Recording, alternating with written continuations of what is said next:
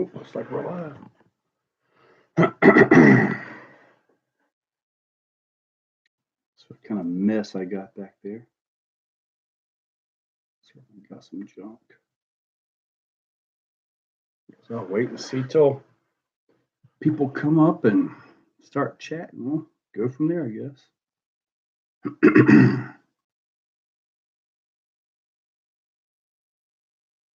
Probably work on something.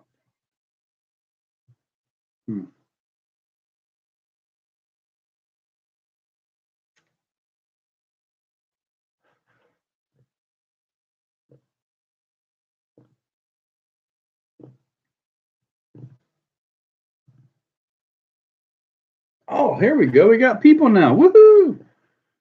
I was about to go grab something and try to work on it.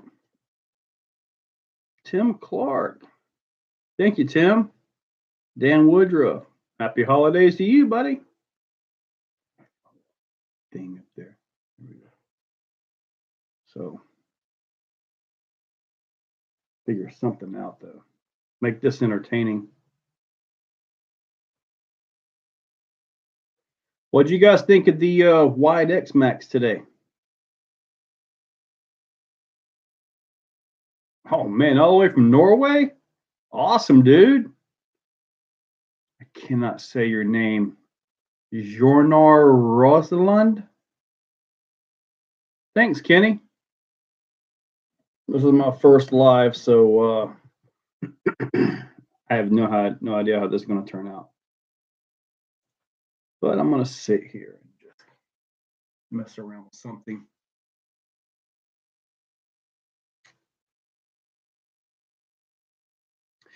The wide X Max is about the same footprint as the Creighton 8S. Close to square, but still a little bit longer. Now, the Outcast 8S, that's pretty much a square. That one is a square.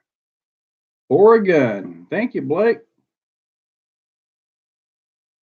You got to get an X Max, buddy. If you can get one, it's just awesome. Even a box stock one is pretty darn awesome.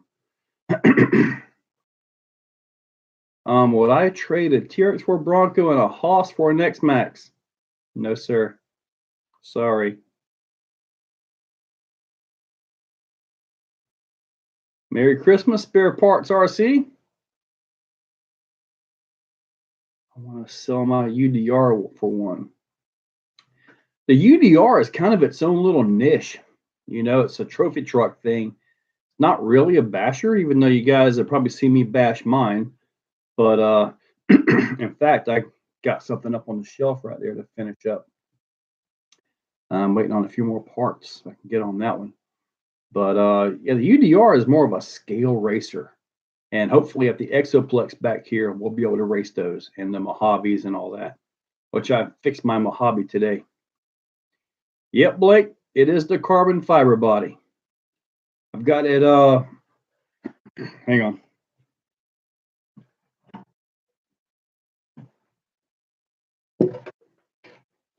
I've got it coated with the 2-part resin, but I got to get the buffer thing and do the buffer to kind of really make it shiny. But it was kind of flat, and well, I kind of wanted to shine it up, but I got to get the buffer thing. If you guys know what I should get for that, I'm also trying to get a sticker set for it as well. But yeah, you see right there. So I got some of the stuff right there hanging off of it. So I got to clean that up and all that. Beautiful body.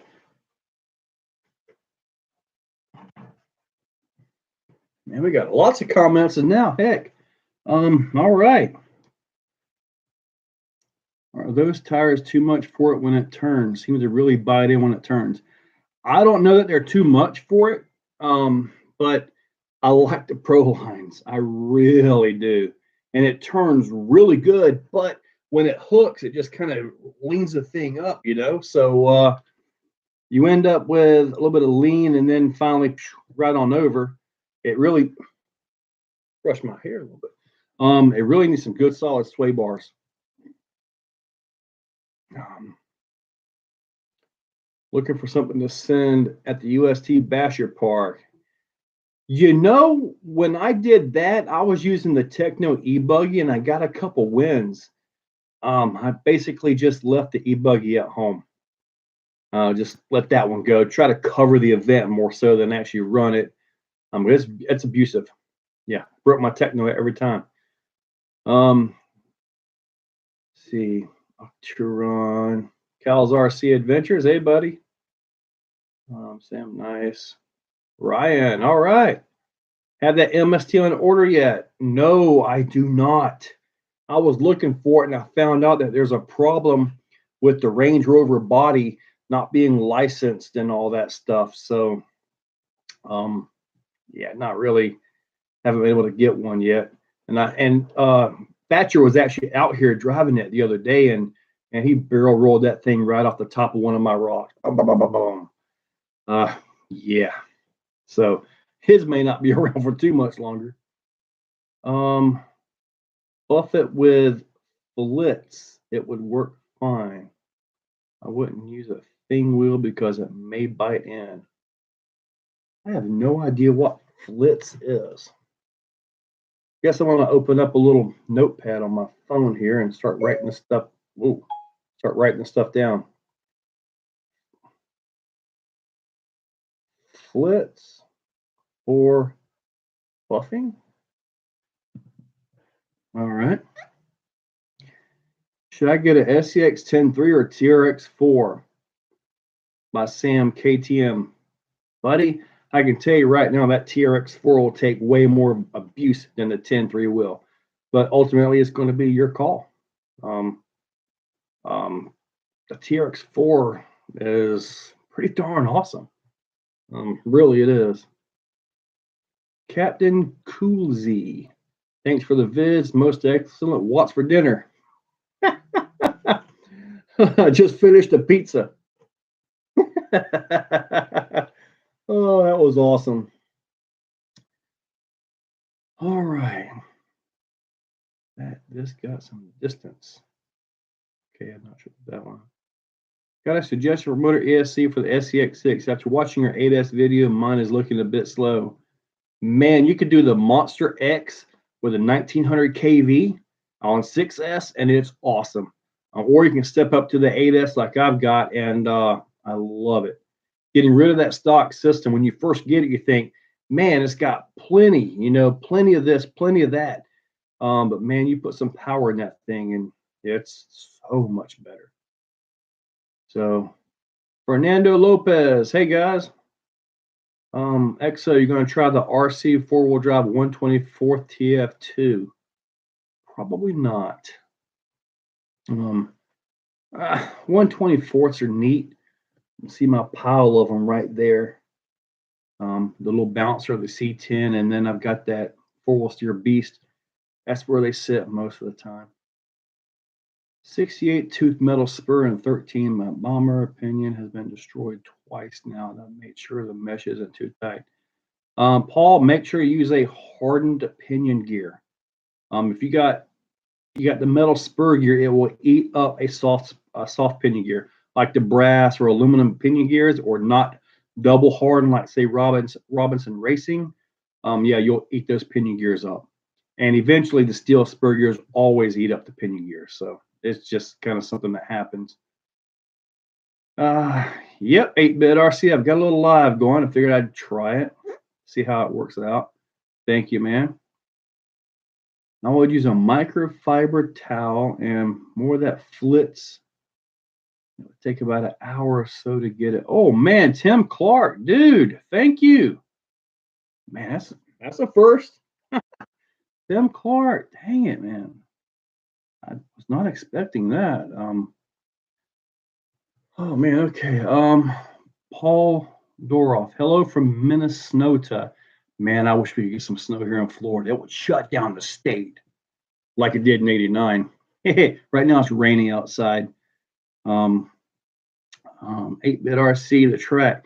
Yeah, put down some pipes and all that stuff. So hopefully try to start getting that piped in and get all of that taken care of to make it where you can actually see the lines a little bit better. So Mark RC, bro, my Axe 53 300 broke, always blinking green. Does it Bluetooth to your device? Can you Bluetooth to it and get into the settings? I have not had that, but blinking green could be your throttle trim may need to be centered. What you can do is you can power it up, make sure the tires are off the ground, and it's easy, just a little bit, bump that thing into reverse and see if it'll arm. If it'll arm, then your throttle trim got adjusted. Some radios are real easy to adjust on that. Some you have to get into the menu, but check your throttle trim on that. For Fernando Lopez, I'm waiting on my Phoenix with a Holmes Stubby 2200. What pinion should I go to? With the 2200, start with the stock pinion gear. See how you like it. See how the low crawl resolution is. See if that's what works for you. If it's too slow, then go from there. I believe they are 32 pitch. So one tooth could make a bit of a difference on that. It could make quite a bit, you know.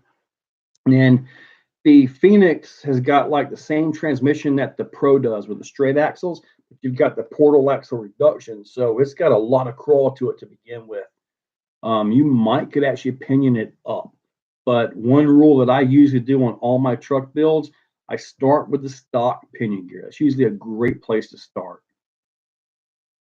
So going to be adding LEDs to a SCX 10.3. Should I put in a BEC by Dan Woodruff? And all honesty, it depends on how many LEDs you're going to be using. If you're just going to put some headlights or something on it, you shouldn't need a BEC. If you're going to really light that thing up, you may want to consider it, but it also depends on your ESC. If you have like a Castle Mamba X or Monster X or something in there, or even the new Hobby Wing R2s, they've got a 4 amp BEC. The Castle, I believe, is as good as about 9 amps, 10 amps or so. So it kind of depends on the ESC. And also, if you want a separate voltage to your lights versus your receiver, you need to put a BEC and do a bypass around that. North Carolina Mountains Backyard RC. Merry Christmas and Happy New Year. Yes, sir. Same to you, buddy. I appreciate that. It's going to be a good Christmas. Tomorrow and Wednesday supposed to have, tomorrow and Thursday supposed to have nice clear days. So I'm going to try to get some videos done. Wide X Max versus Creighton versus the Outcast 8S. General videos like that. Try to get those done because about Thursday evening, I'm going to spend some family time. Take some time off of this, but I'll have some set to auto go public and all that. Hey man, filming for Birmingham, UK. Wow, UK, all right. Have you ever tried using 4S in the Hobby Wing 550 R2? Do not do that. At the very least, it just simply won't arm. At the worst, you could mess up your ESC. So just stay with the 3S limit. And 3S on 3300 kV, that should move you pretty good. If you need anything more than that, I'd recommend Castle Monster X, with 2200 or maybe even the 3800. I know a lot of guys have been running the 3800 on 4S and it's been taking it, but you're voiding all your warranties. My axe doesn't work. The throttle has no response. Buddy, you may have messed up your ESC. You may have messed up your ESC. See if you can get that thing to link to your device, your phone. See if you can get that to go, man. Because that's not a cheap combo. You can get just the ESC as a replacement, but you have to go through a pairing process, and I've got a video on that. I believe Hobby Wing has a video on that as well. It's always blinking green and cannot connect to Bluetooth. It does not look good. What's up? Are you running a 2 or 3S on it? Maybe if you're trying something larger, it won't work, and that's giving you the code that, hey, I don't like your battery. Hey, brother, what's the weight of the SCX6 up to now with the all aluminum? Walter, it's right at 29 pounds with two 5,000 milliamp 4S batteries. So it's a little bit over that, but I figure a good honest 29 pounds. Dynamite 16. Hey, any experience with the Cross RC Emo? I generally don't mess with Cross RC. I put their Demon something together, and just I don't know, just the whole build of that. I had to force myself to build that. It just had some things about it that just weren't quite what I was after. So, and it was for a friend of mine. So, Dusty Kent, hey, Ultimate RC Studios, hi, hi. Dusty Kent, what's up? Just had a pizza. Yeah, Mark, send them an email, give them the symptoms and all that. But make sure that your battery is there. Make sure you test with your throttle a little bit. Let me grab the radio. Hang on. When you turn that on, go just a little bit, and hold it there for a few seconds or so, just to see if you can get that to turn off. If you can get it either direction, just a little bit, it won't take much. If you can get that light to stop flashing and it arms, then you know it's that throttle trip. Now, the fact that it won't hook up to your Bluetooth, maybe that's because I don't know. I'm afraid you may have messed up that ESC, buddy. It's possible. Anyone notice the price hikes on everything? Yes, 8-bit RC. Not only did we have a price hike, we also had a tax hike too. Notice you can't buy anything from AMAIN without getting taxed. You can't buy anything from Amazon, eBay. You're going to get taxed everywhere. So not only did we get a price hike on the products, we got taxed on top of that.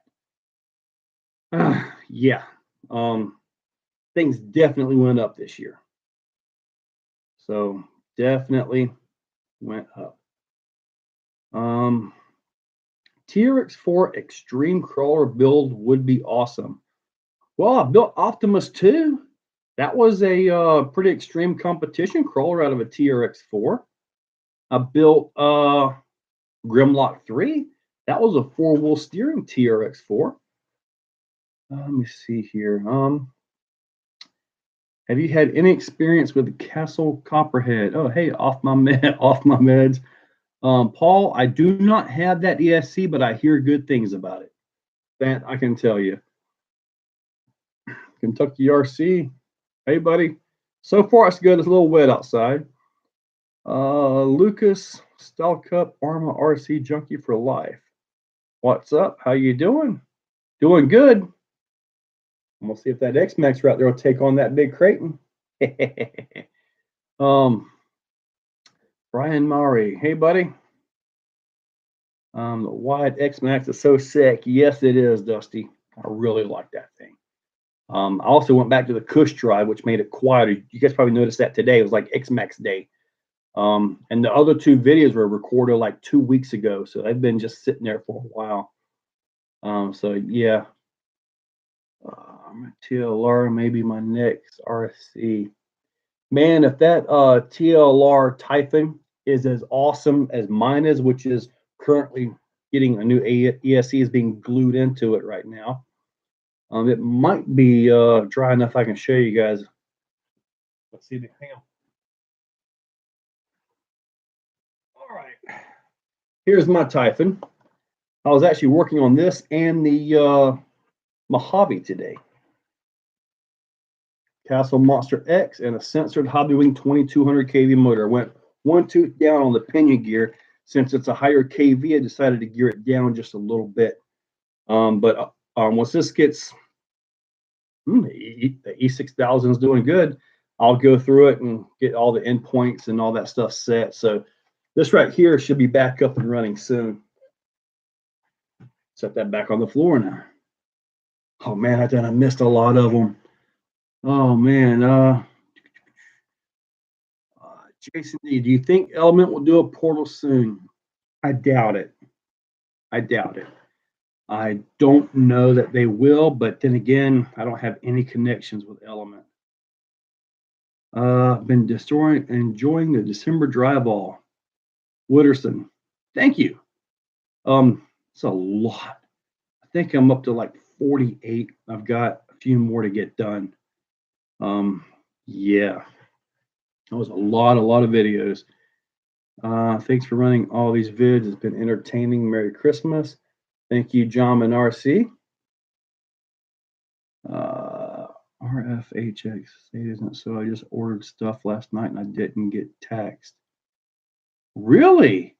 You must have ordered from a mom and pop place. Those are about the only places that you can sometimes get without tax. I think I ordered from Homes about 2 weeks ago and there was no tax. So it might be a little bit lax on those guys. So, but yeah, I know A-Man will tax you to death. They'll hit you. Your X-Max video was awesome. Thank you, Lucas. What's your opinion on the Cnhl Lipos? Oh boy, I'm running behind on the comments here. So far I like them. I've got the well, I run the Ovonics for the 500s, but I've got these right here, and I've also got the new 6S, which I'm going to run in the Mojave. So I've got those.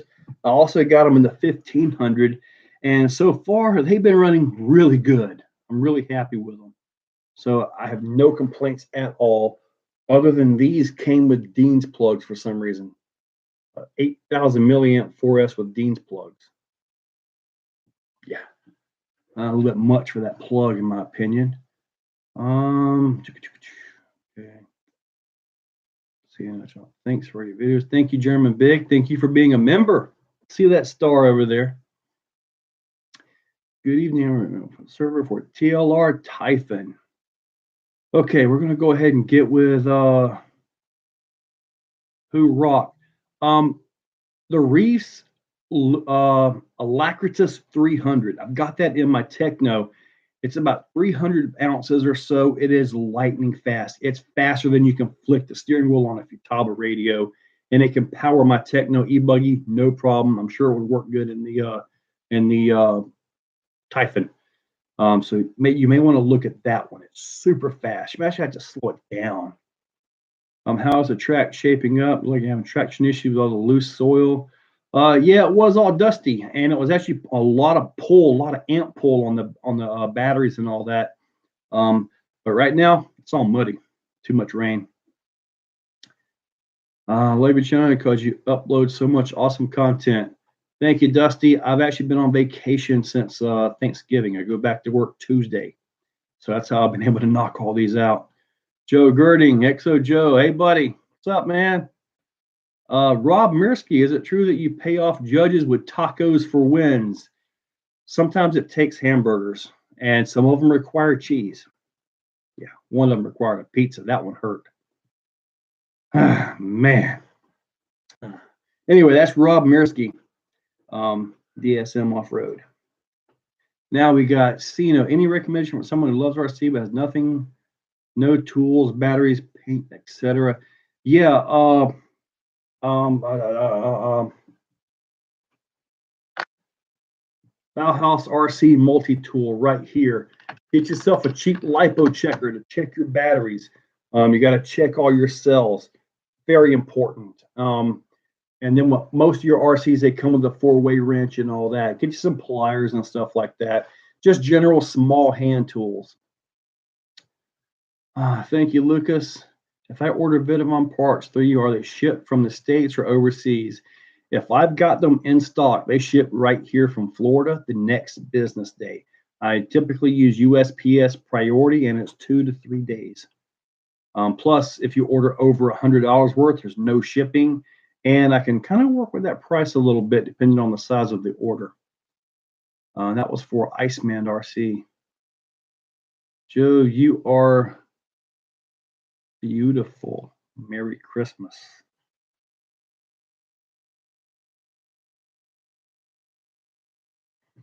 Okay. Thank you for a ball. No, it was A main. Oh. Oh man, Doug, thank you, buddy. And I am way out here. Doug, thank you very much. I appreciate that. Was A-Main. RFHX, no tax from A-Main. Well, what am I doing wrong?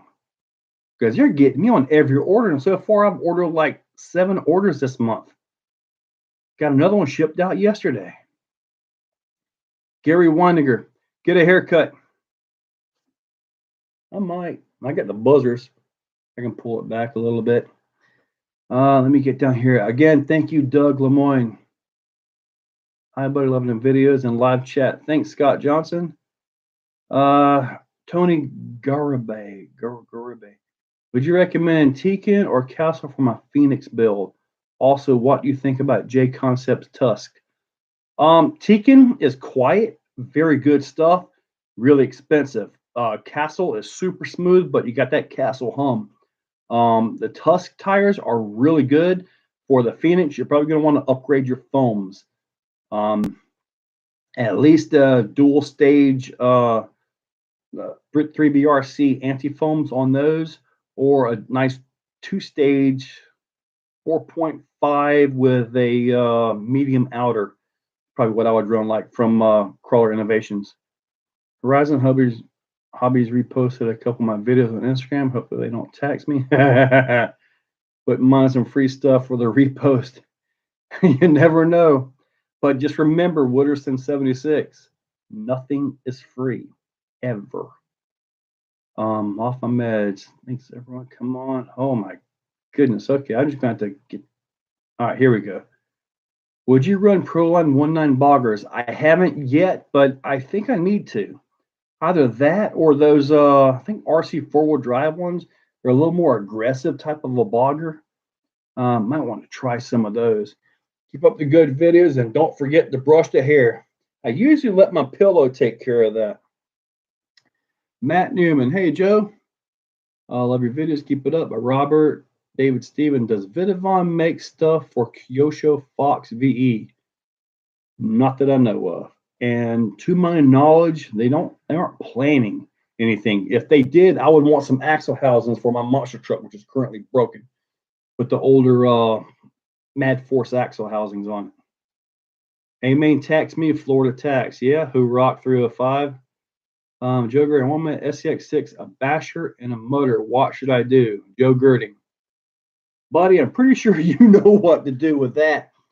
I would never put my SCX6 in the mud.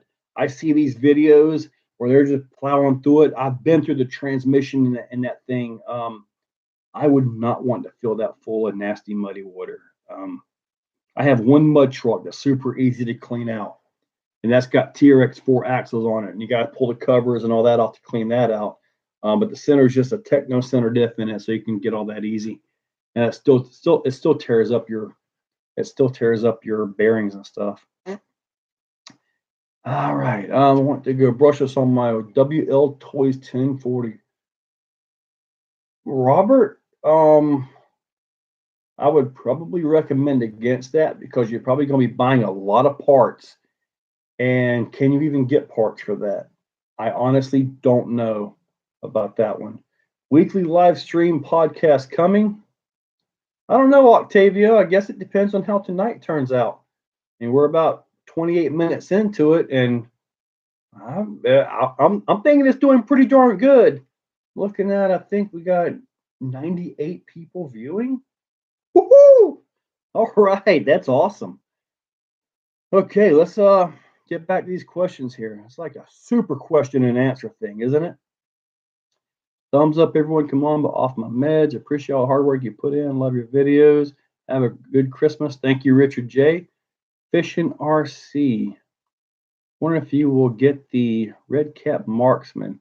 I'm wondering because I'd like to see your upgrades for it. Thanks for all your videos. I did not get the Marksman, and I don't really have a plan to. That is nothing but a rebodied Wendigo and powered down. The only interest that I have in that truck really is that it has a legit Holmes motor in it. That has my interest, but I don't really see a need for it. It's got the same exact axle housings and all that. So it should be virtually bomb proof, right? So with that power system, and I looked at it. The body's neat, but I just I don't know. Oh man. Okay, guys. I'm gonna skip down a little bit here. All right, Carl Miller. Any future plans for the Wendigo? That's what I was just talking about. Yeah. Okay. Pretty much keep it alive like it sits. Nothing on the board right now to get that done. I am the guy running SEX through the mud. Wooderson. Hey, whatever gets you reposted on Horizon Hobby. If that got it, buddy. Man, that transmission though, there's a lot of parts in that thing. Open that thing up, clean that out. But if not, oh, it's gonna be rough in there. A lot of steel that can rust in that thing. Paul Locker, I have a Gen 7 with Wendigo axles. Bet you that's pretty neat. I doubt this, but do you think someone will make portals for the Wendigo axles? I do not think we'll ever see portals for that. If you want to put portals on your Wendigo, you may want to look at the Rift axles. Those will be your best way to go. And then you got Vidavon. That's going to be it for that. Joe Groding, I'm one of the biggest. I don't know about that. Getting off a chunky myself. All right. Hobby Star 56 112 980 on my 8S Outcast EXB. What pinions should I use? A lot of guys are running 3939. If you go, I probably start with like a 35 39. Depending on your ESC, if you can adjust your timing on that, you may want to turn the timing down. You may have heat issues, but I've never had the Hobby Star 56 112.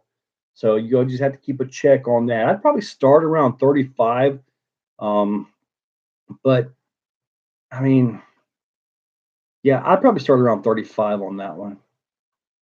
I want to see the SCX6 do the nasty. I have tried like 4 times. It falls over when it gets to Crack of Doom.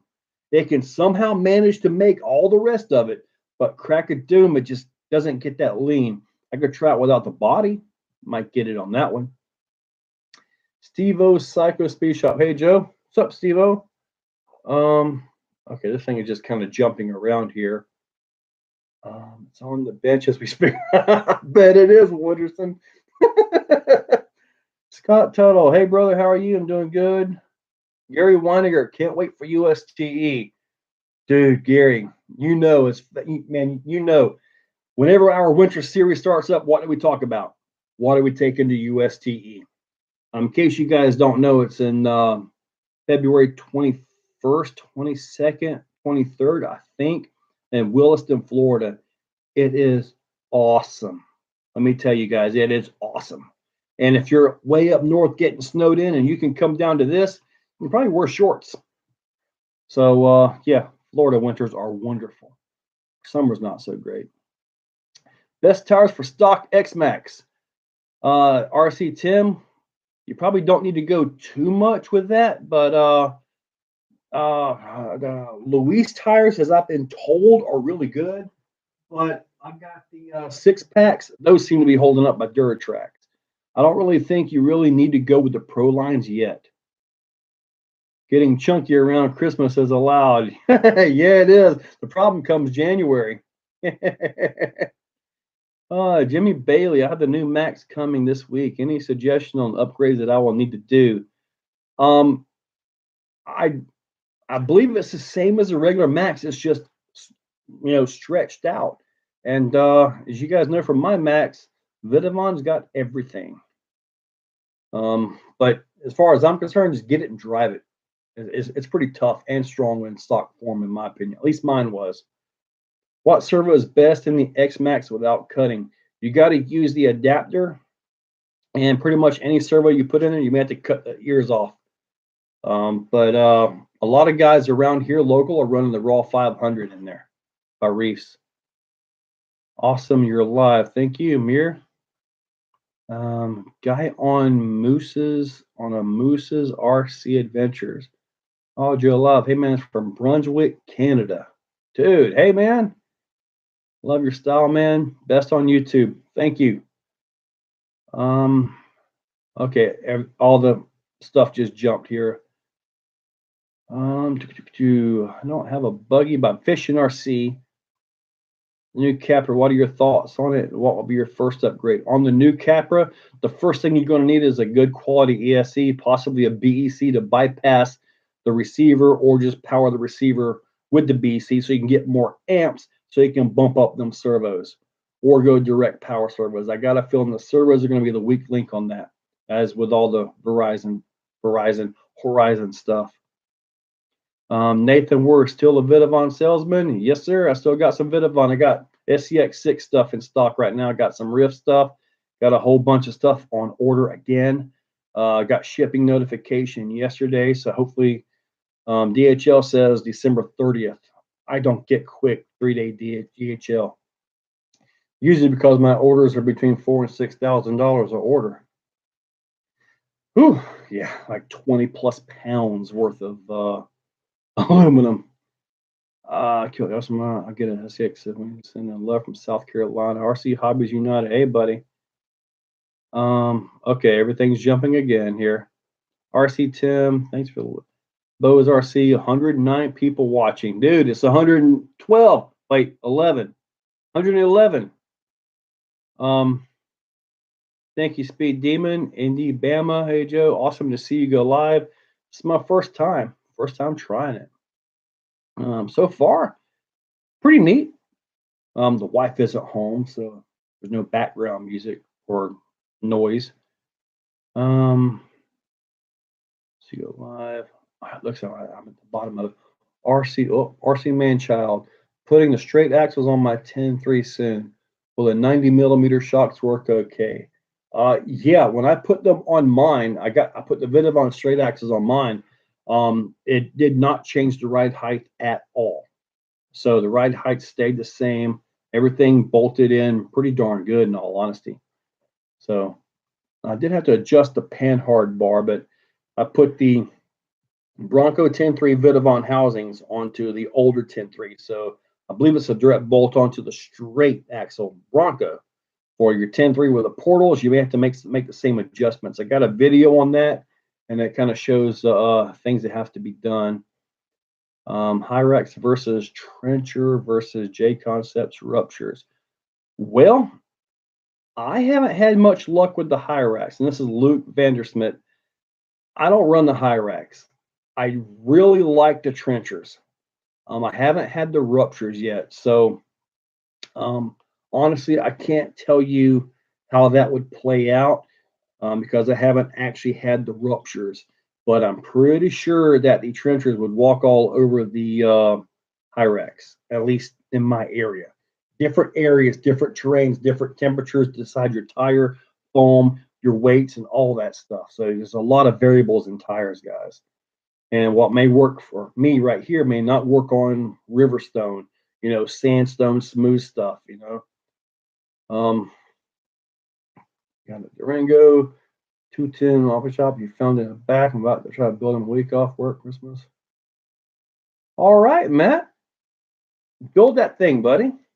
Kits are awesome. They can take up some time, though. Follow the instructions. Absolutely. Do you have any issues with sway bar? Links breaking on your low CM LMT. I did have one break. And it was actually cool because I was able to turn and lift a tire. I thought about disconnecting them for a drive just to see how bad it would be. But I did have one break, and I just shoved it back in there, which kind of changes the torsion ability of it. So I should have bought new bars for it, but I just simply squeezed it back in there. I want to upgrade my DSM, JF DSM to something new. Okay. JC, congrats for going live. Thank you, JC. Scott Tuttle, was there wobble in the yellow Max or was it the dirt? I believe that when I showed that when I showed the dirt in the wheels, you can see it in the slow motion. They were kind of shaking. I believe that's what it was. The Pro lines generally hold up really good, so that's why we all like them. And people say they're too heavy, this and that. They work good for us. They give us great air control as well. Are there any Vidavon on the X-Max? Yeah, it's got the Vidavon knuckles and hubs on it. I got the Vidavon steering bell crank on there as well. I'm probably going to go ahead and try that bulkhead on that thing, just to see how that works out. But I'm thinking about taking the Vidavon knuckles off the yellow X-Max and putting them on the orange X-Max. That put the RPM knuckles and stuff on the yellow X-Max to allow a little more flex. With them arms, you have a lot of leverage. You have more leverage on the pins and all that. So I'm kind of thinking if I add a little bit more flex out at the tires, it may help save some parts. Hey, Joe, nice surprise to see you go live while I'm on morning break at work. Merry Christmas, mate. Must be in Australia. Mickey D. Mick D. Sorry about that, buddy. Speed Demon, I'm waiting for the RTR wide X Max to come out. Yeah, they're probably going to do that. I mean, it makes sense, right? I'm also expecting a conversion kit for the stock Maxes to extend them out, but they're not going to do it right now because they want to get the sales done first. When the sales die off, I think then we'll see the conversion kits. Any recommendations for shock oil on crawlers? Okay, I lost that one. Monster Jam fans, you're up. Dang, God, buddy, thank you. Thank you. Hello, Exo from the UK. Dang, all right. What's up, guys? What was that one for the? I saw one for shock oil, and my recommendation is to simply start with the stock oil that came in the kit and see where you need to go with it. Anti-phones, my tears for bill question. How well for you did it once you ordered to receive them? Because I can't wait. Tommy Wood, when you get those foams within the first 10 feet, you'll be saying the same thing I did on my first drive. It turns. It turns in a way that you didn't think your vehicle could turn. The way that they don't side roll. Hang on.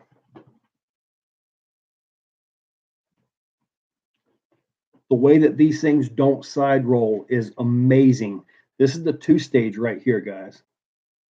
So yeah, absolutely awesome. The last time I ordered, he gave me an extra one. So this is kind of my display one right here. Yeah, he gave me another one. I'd have them in a tire right now, at least the front. So XQ, what's going on? Northern Canada. Man, it must be cold up there from Frank Sluga. Helped me out a few times. Great times. Thank you. Yeah,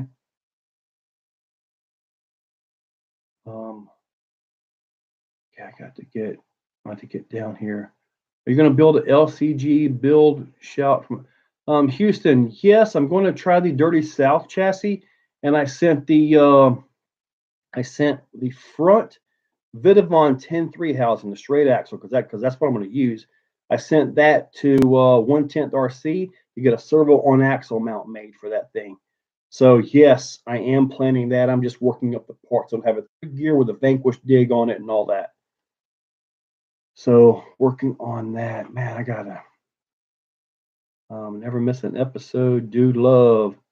Oh, dude love the channel. I'll start talking about Cactus Jack, Mick Foley. Dude love. How about an SCX6 comp style build by Justin Quisenberry? That's been brought up. You guys know I built 4, which is a really big, oversized, almost belly dragger, I guess you could say. It's been discussed to do something with the SCX6 driveline. The problem is I don't want to have to go buy a whole nother SCX6 just to tear it apart for the driveline. That's like $1,200 with tax or something, right? But we'll have to see. Cody Oscar David, dude, thank you so much. If you were traveling and wanted to pick up a RTR to trail with, what would you grab? I would grab a Traxxas TRX4 because you're not going to have many issues with it. It's going to be tough. It's going to be brutal, and it'll be there. Get that TRX4, get you a 1080 ESC, get you a cheap $20 Holmes motor, and a cheap 25 or 35 kg servo from Amazon, and you're all set. that truck will drive. Thank you so much for that. I really appreciate that, man. Um, any links for a good pinion for it? Um, Adam, I'm Atlantic Canada here. I gotta, I don't, so my Gen 8 brass pinion. Okay, the Gen 8 is geared down so low. I'd recommend you stay either 17, which is the stock, or possibly drop down to like a 15 or something like that. Okay, let's go, Brandon. Exo Joe, were you not super pleased with the alt foams from Germany? I do like those foams. I really do. I like how they had the outside kind of solid, so it kind of held a little bit, and you could actually see the inside of the tire flex. Um, the thing is, I just have so many things here to do and all that. I don't think I was able to show them properly. Plus, the temperatures were cold. I'm not sure how those react on temperature. Some of the foams they get stiffer when it gets colder, but I still have those in something. I got to go find those tires. I've got those, but I think they need to be on something heavier than what I was able to show it on. I think I showed it on SV1, which is too light, I think. I think those foams need a little more weight. So maybe in UK where you guys are running, I'm assuming what, 6.5 to 7 pound trucks. Where I put it on a truck with a chassis weight of about 3 pounds. So I think I may have showed those wrong, in all honesty. Rax Honey Badger. All right. How you doing? What do you use to clean your rigs after a dirt bashing? Well, very gently with the water hose. Then I take it over to my shed and I use simple green to try to coat everything with that to try to keep the rust off the bolts, and then the air hose. So and I don't try to focus on the bearings because you can blow all that debris right past those rubber seals right into the bearings and mess them up. But the water, regardless, will tear your stuff up. They say it's waterproof, waterproof, waterproof. Nothing's waterproof. It gets into everything. Believe me on this. All right. Oscar David, thank you, buddy. Hello, RC friends. How you doing? Monster Jam fans, you're up. Man, you guys are awesome. It's late here in Germany. Got to get up in 5 hours. I know the feeling. I'm usually up till around 12, and I got to wake up at 5:10 to go to work. Yeah, makes for some long nights. Ghana moves 15 with a Holmes Crawlmaster Sport 13. That'll probably work just fine in there. Just put a Nitro Hobbies Creeper Crawler motor and it's been awesome. I haven't heard of Nitro Hobbies. Any advice how to make a RC course? If you're talking about crawlers, get creative. Just let your creative thoughts flow. Throw some stuff down. Throw you down a pile of wood. Just stack it up or something. Start driving it and make adjustments from there. Simple as that. And use the natural terrain around you as much as you can because it's cheaper and it's better for the environment if you're using the natural terrain. Don't go drilling in a natural rock though. Probably not a good thing. What about WD-40 and an air hose for cleaning? You can totally do that, but I've found that water actually helps get the dirt off. The oils and stuff like that, they don't generally break into the dirt very much, but the water and then the WD-40 to kind of oil things afterwards should be pretty good. Gotta try to love your word. That's an anti-foams. Any suggestion on two 5 pound to 6 pound truck by Jimmy Bailey, channel member? Depending on your beadlocks, if they're easy to get into and out of, you might want to try them with a factory just right out of the box, right in. You may need to add a little bit of tuning rod to the front, maybe. I like to run the rear a little bit softer than the front, but that's kind of not the normal, it appears. Derek 11B, buddy, thank you. Thank you so much. December drywall has been awesome. Love the channel. Thanks for the content. Thank you. Thank you, buddy. Will you be purchasing the Arma Granite V3? Currently, I don't have any plans to purchase that. That is not currently on my list. I have a buddy that has one though. In fact, I've still got his Vortex over here. Vortex. Um, Monster Jam fans, you're up, buddy. Thank you. Happy holidays, everybody. Stay safe. Thank you. That was awesome. Really awesome. Oh man. Addicted to RC. Hey, buddy. JMHT. 2 nights going live. Dang. What JMHT is referring to is last night. I did the live thing for the members only.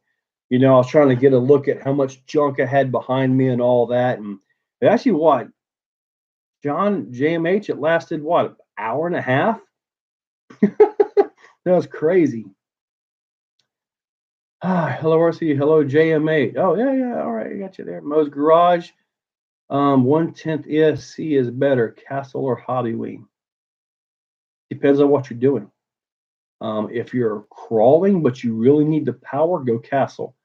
If you're crawling and you really want the control, the Hobby Wing Axe is awesome. When you're racing, you got fanboys of Castle and fanboys of Hobby Wing. It's going to be dependent on what you're racing, your weights, gearing, and get with the guys around you, find out what they're running. Because if they're all running a certain setup, there's probably a reason for it. Need more monster truck. I've actually recorded the but it's later in the December drive all. I've got a Clodbuster video.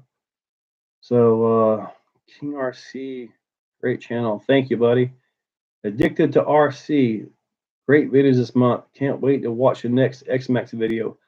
I'm hoping to get a few of those recorded tomorrow. Hopefully the weather will be good because I want to put it against the Creighton 8S, the Wyatt X Max, that one right there. I want to put that against the Creighton 8X and against the Outcast 8S.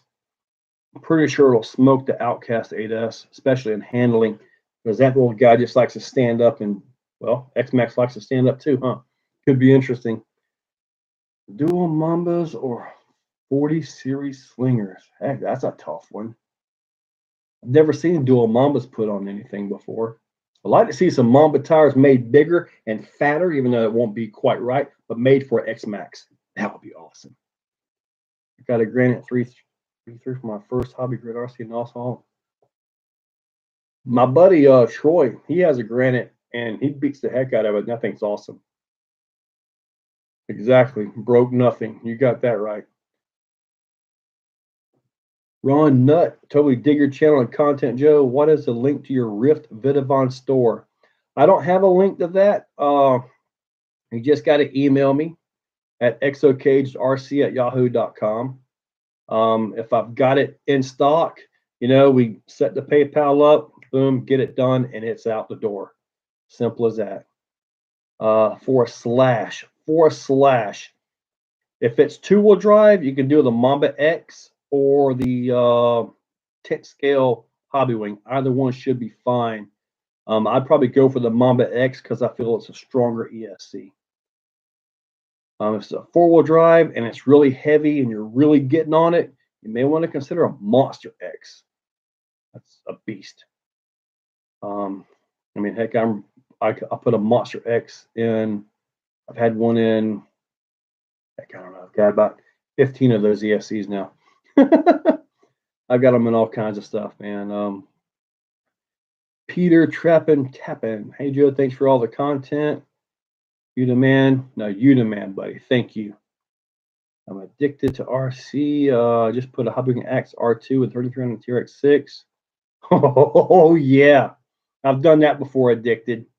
Yeah, that thing wakes that truck up. Tyler Totten, hello from Canada. Hey, buddy. Hello from Florida, where I was wearing shorts today in the rain. Have you ever tried Boom Racing Hustler MTX tire? I have not.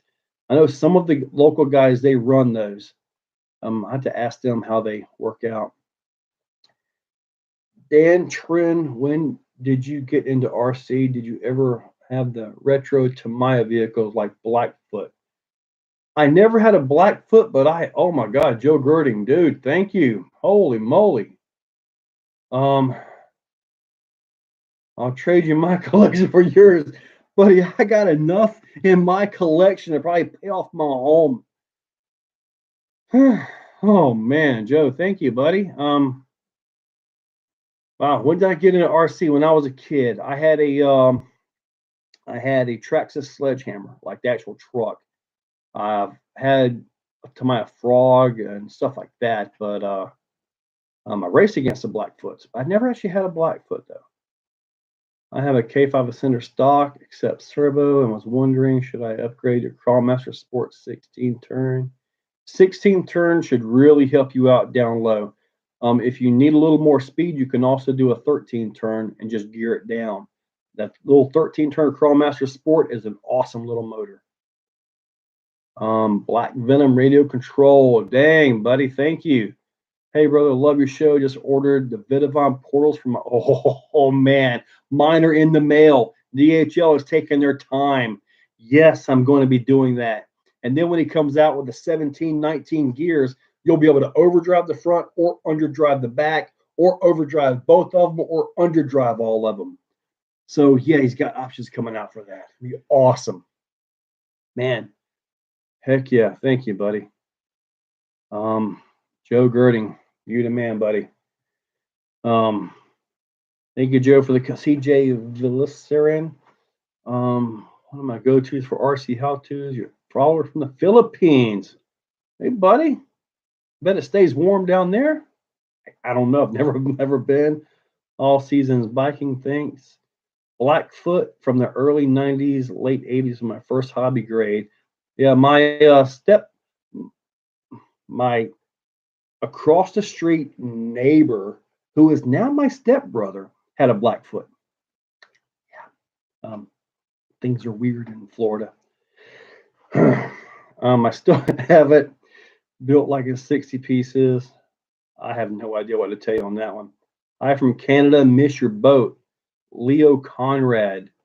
My boat video, I've actually got to go drive that. I've got to go drive the little Kyosho Viper that I've got 4S'd up, and then I've got the Sonic Wake. I need to go drive this. It's been a while.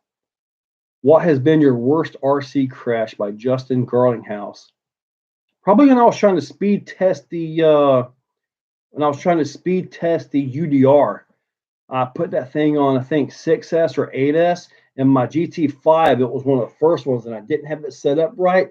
Man, that thing cartwheeled. It's an old video now, but on asphalt, I was probably doing 65 or 70 and just cartwheeled and just, yeah. And the UDR just came out like 2 months earlier, too.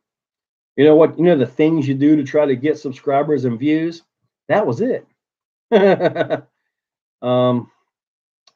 Portals are going to be so sick on that beast. Yeah, Dark 11B. They add, I think, 18 millimeters of width, but they give you like 18 more millimeters of axle clearance. So I can't wait to get mine. Your work ethic is unbelievable. Thank you for all you do. That's Big Head RC. I work 50 to 60 hours a week, and then I come home and go right into the spare bedroom and start working on whatever I can do. Usually, because I know I've seen people talk about how the weather is always perfect in my videos. Well, I'll set up 5 or 6 videos during the week, and I get that one perfect day, a Saturday or a Sunday, and I go get all my driving parts done. And then I come in and I do all the editing and outros and all that. So I'll really do what I can to try to keep that stuff, on those good days. You got to schedule things. Mike O'Brien, what's up, buddy? Curtis Hubbard, what's up, man? Merry Christmas from Canada. Gunnar Perez, 50. How do we buy Vidavon from me? It's pretty simple. You got to email me at exocagedrc@yahoo.com. If I have it in stock, get the payment taken care of. It goes out the very next day, business day. Can't ship on Sundays, and usually I work on Saturdays. So, you should try the WFO gears. Gary, yeah, I've actually run those gears quite a bit. I've got the new Vidavon mod 1.5s on the way. The 2530s on the way. So I want to try those. But yeah, I've run the WFO gears. They generally hold up pretty good. There was a few that he got a little bit close to the root, to the bottom of the tooth, and was actually breaking them. And I believe that was debris getting in there. So we'll see how it works out. I've also got the Vidavon X-Max motor mount coming too. So I'll probably do that in the yellow wide X-Max up there.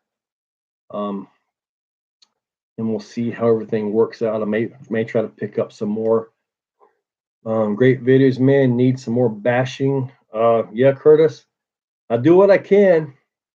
I'll bash a scaler. Overland RC, hey, Joe Girding.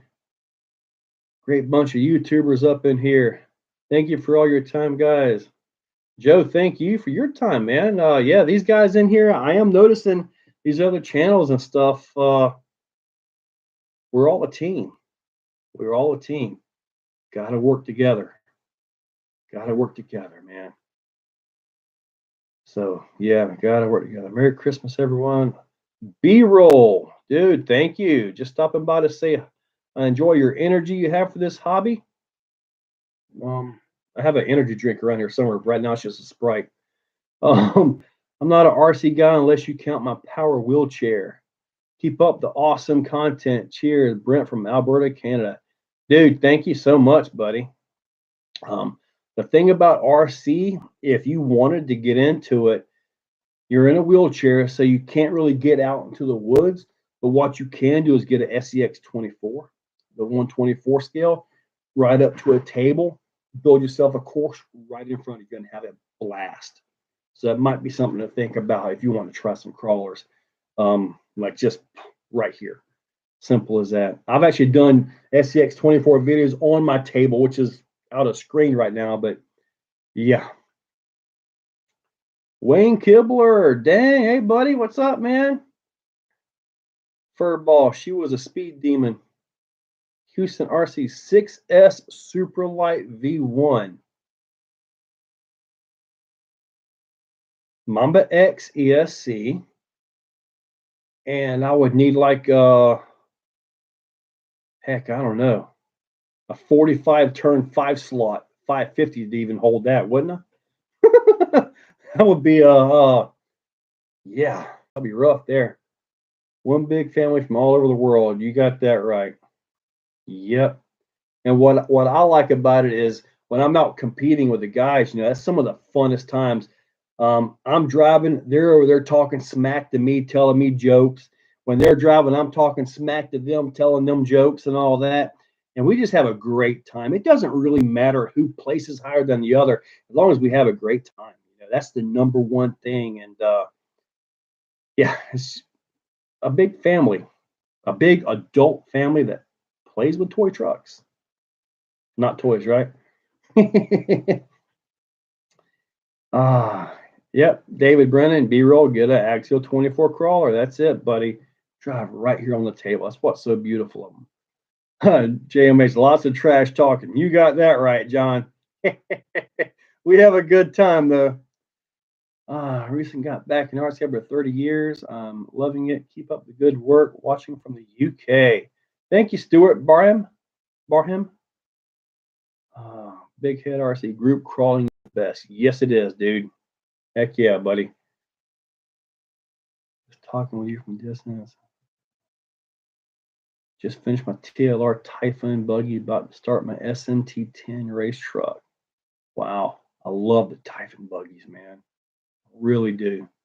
I'm not sure if you were on when I showed mine, but I'll pop it up here again. Got the Monster X in there with a Sensor 2200 kV motor now. Since my other ESC decided to no longer live after that December drive-off. I've also been working on the Mojave today as well. Both discs just completely destroyed in that thing. I mean, just really destroyed. Had to put basically all new stuff except for the ring and pinion. Oh, man. Craig Ingham, you got me back into RC. Last race of 110 scale. Wow, back in an oval. I haven't done 110 oval, I think, ever. Keith Robinson. Joe, I don't know how you do it nonstop. Thank you. Utah. Thank you, Kenneth Robinson. Silver member. 10 months. Thank you, buddy. Awesome. It's fun, but it's a second job too. Got to think about that. Grim Jer, thank you, man. Hey, Joe, I'm so effing happy with the VS4 Ultra build. My head is in the clouds. Dude, the Vanquish stuff is really, really nice. I saw everybody with the Vanquish, you know, this and that, Vanquish. And I was like, man, what's up with the Vanquish? Until I finally had to get one. And they are very nice trucks. The plastics are good, especially in the Phoenix. The plastics are really good in the Phoenix. Are you into firearms or just RC by Houston RC Crawlers? I have a few, but I don't relish, you know, and show them off or anything like that. I have some neighbors that really like to let you listen to theirs, though. Oh, yeah. Really. You need to get an ARMA felony infraction. Well, Mo's Garage, I did have the Limitless.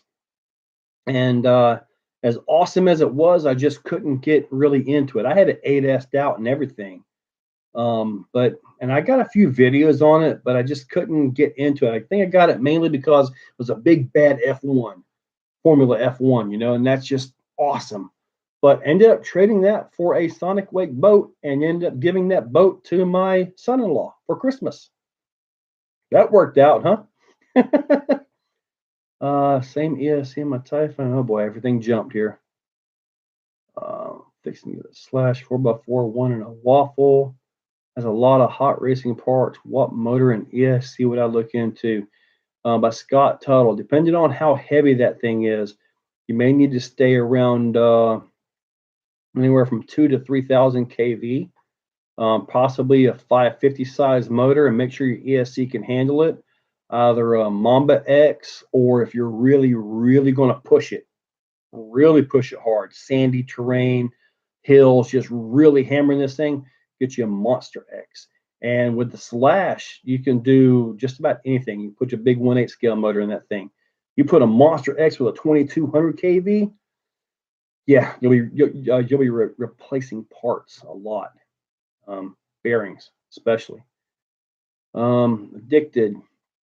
So Joe, I have the TRX6, but that's my only 110 crawler. Love the 2-speed of the TRX. Trying to decide my next crawler. Capra 4-wheel steer is so tempting. Not sure if I'll like only 1 speed. Well, the Capra doesn't really need a second gear.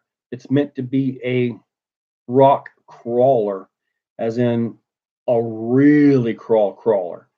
But the transmission has got the thing a little bit too fast. So it's kind of a toss-up on that. Guys, you can take that Capra 4-wheel steer, put you some good servos, a bypass BEC on it to power those good servos, and you're pretty well set. The motor and ESC, you really need to get rid of them because you'll just find that they don't give you what you need as far as torque and control. The cheap way around that would be a Hobbywing 1080 ESC and like a 13-turn Crawlmaster Sport, 540 size, but it's a 5-slot. That'll run you pretty good. You can get all the way down to, I think, a 12-tooth, or no, an 11-tooth. If you get the Trio transmission case for it, you can go to a 9-tooth, super easy. However, you can trim a little bit on the stock case and still get a 9-tooth in it. I've done that. Oh boy. All right. Hello from York, PA. You have great topics. Watch you all the time. Thank you, buddy. SCX6. Great upgrading mine now. Yep. Anthony. Yep. SCX6 is awesome. Did not think it would be. I thought it was just this big bad handling thing, and it is awesome. It's turned out awesome. So Johnny Branham. Joe, would you prefer an ARMA Typhon, Mojave, or Traxxas UDR? I know you have all three. Johnny, it really depends on what I'm doing. If I'm flat racing, I would take the Typhon. Now the Mojave or UDR, those two are similar in size but completely different. Scale wise, it's the UDR all day long. It's a much more beautiful truck. It's a much more scale driving truck. The Mojave is like a big extended buggy suspension on a truggy chassis, kind of like the old SE8 from Associated. They're both really good vehicles. It's hard to choose between those. It really depends on the situation of what I'm doing. Scott Tuttle, dude, thank you. #1 fan. You got that right, buddy. Thank you so much. Was not expecting all this, man. This is amazing. Average car guy, what up? B-roll. The problem I have is I have no hand function. Okay, so I need someone who would be really good at modifications of stuff, but I really enjoy watching, I guess. I got you, B-roll. I got you. Yeah, that's one thing you really got to have. You got to have some hand function. Yeah, hate to hear that, buddy. Okay, let's these old flagging lips. Patrick Hanlon, have you ever had a Vetera Ascender? Yes, I've had 2 of them. A good truck, but the axle ratios are just under 2-to-1, so they have a lot of torque twist problems. They have a great transmission. It seems to run nice, quiet, and they're better when they're kept light. If you go too big on the tires or too heavy, you'll have front CVD problems. Drive shafts are actually good in the modern ones. If you get an early version Ascender, you'll break the drive shafts, and they're not just simple bolt-on drive shafts either. So make sure you get a later model one. The drive shafts, they come out and they kind of swell up a little bit. That'll tell you got like the version 2 of it. So hopefully that'll work out for you. I had to run a sway bar on the back of mine to try to keep the torque twist under control. Oh, damn, love the advice. Appreciate that. I know it's a true caller. I just like speed. Well, Addicted, you can race a capper. You'll be replacing axle housings because you'll break them at the C-hubs, especially if you jump and land wheel down, it just breaks that C-hub right off, breaks it off the axle housing. I've done it quite a bit. Oh boy, everything just jumped again. It is a second job, but one I really like. Hello, RC. You got that right. I wish I could do this full time. This month of December, I've been doing it like full time because I've been on vacation ever since Thanksgiving. So, man, dreams, right? Oh gosh, that will look out. There we go. Dark 11B. There you go. Stepping up to the plate, dude. Awesome. Recommend for shocks on Gen 7 Sport and Big Rocks. When I had the Gen 7 Sport, I just left the shocks alone. They were fine for me. I never felt a need to mess with them. Okay, everything just jumped. I have no idea where everything just went, but it just popped all over again. I see Earl Moorhead. Thank you, buddy. Johnny, anyone know of a sway bar kit that would work with a G-Speed V3 chassis with element axles? I don't have a G-Speed yet. I don't have one of those. You might look at some of the universal sway bars and make something work. Maybe the Reef sway bar kit on Amazon. There's a sway bar for about $12, but the bar doesn't seem to hold very well. You go more than about 1 inch of deflection on it, and the bar likes to stay there. So it doesn't really hold very well. We need some more live streams, Curtis Hubbard. Well, maybe I can set some time aside. I mean, this is Tuesday, right? Tuesday, I mean, got 100. Holy cow, Earl Moorhead, dude. Thank you. Merry Christmas to you, buddy. Wow, thank you. Thank you, man. I appreciate that. Man. Green grass, photography, hobby now. Been thinking about prep up. B-roll. Photography is awesome. You can do a lot with photography, especially if you can get into the editing and stuff like that. We've been on the Vet Wide X Max. Oh yeah, okay. Nice, Joe. Yeah, that Wide X Max is awesome. Really awesome. Yeah, I'll be looking for that video too. What good servos for 110 SCX6 with 40 series slingers? Wow. Hmm.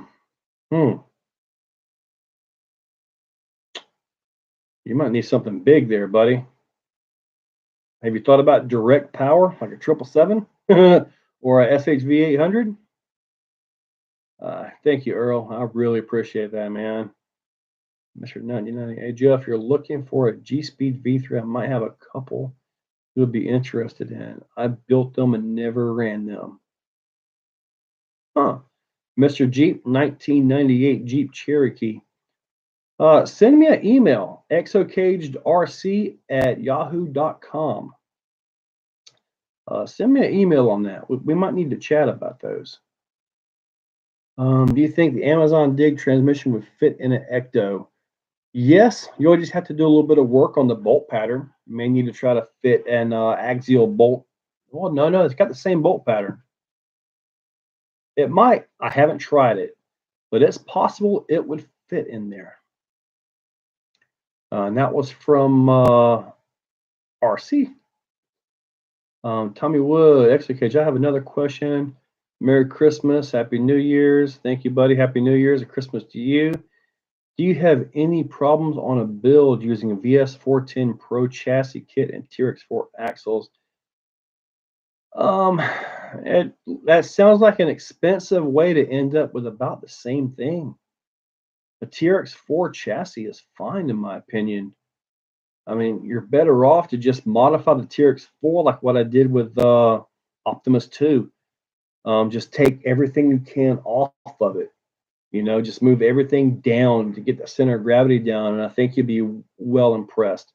I really don't think you need the 410 Pro chassis expense and all to go into a TRX4. But the thing about this hobby is, if you can build it, build it. That makes it yours. Have you ever tried hair buns? No, I don't think they'll work on me. At least not at this stage in life. You mean about the tires, Big Mike? I have not. I've been in the stores and I've looked at them and people looked at me like I'm weird, but I don't even know which ones to even get, in all honesty. I mean, they all look different, I get the purple ones, the pink ones. I don't know. What's wrong with those Integy axles? Eric C. You must be talking about Capra Bouncer. For some reason, they just don't like to hold that pinion and spur together. The pinion spur, the ring and pinion and the axles.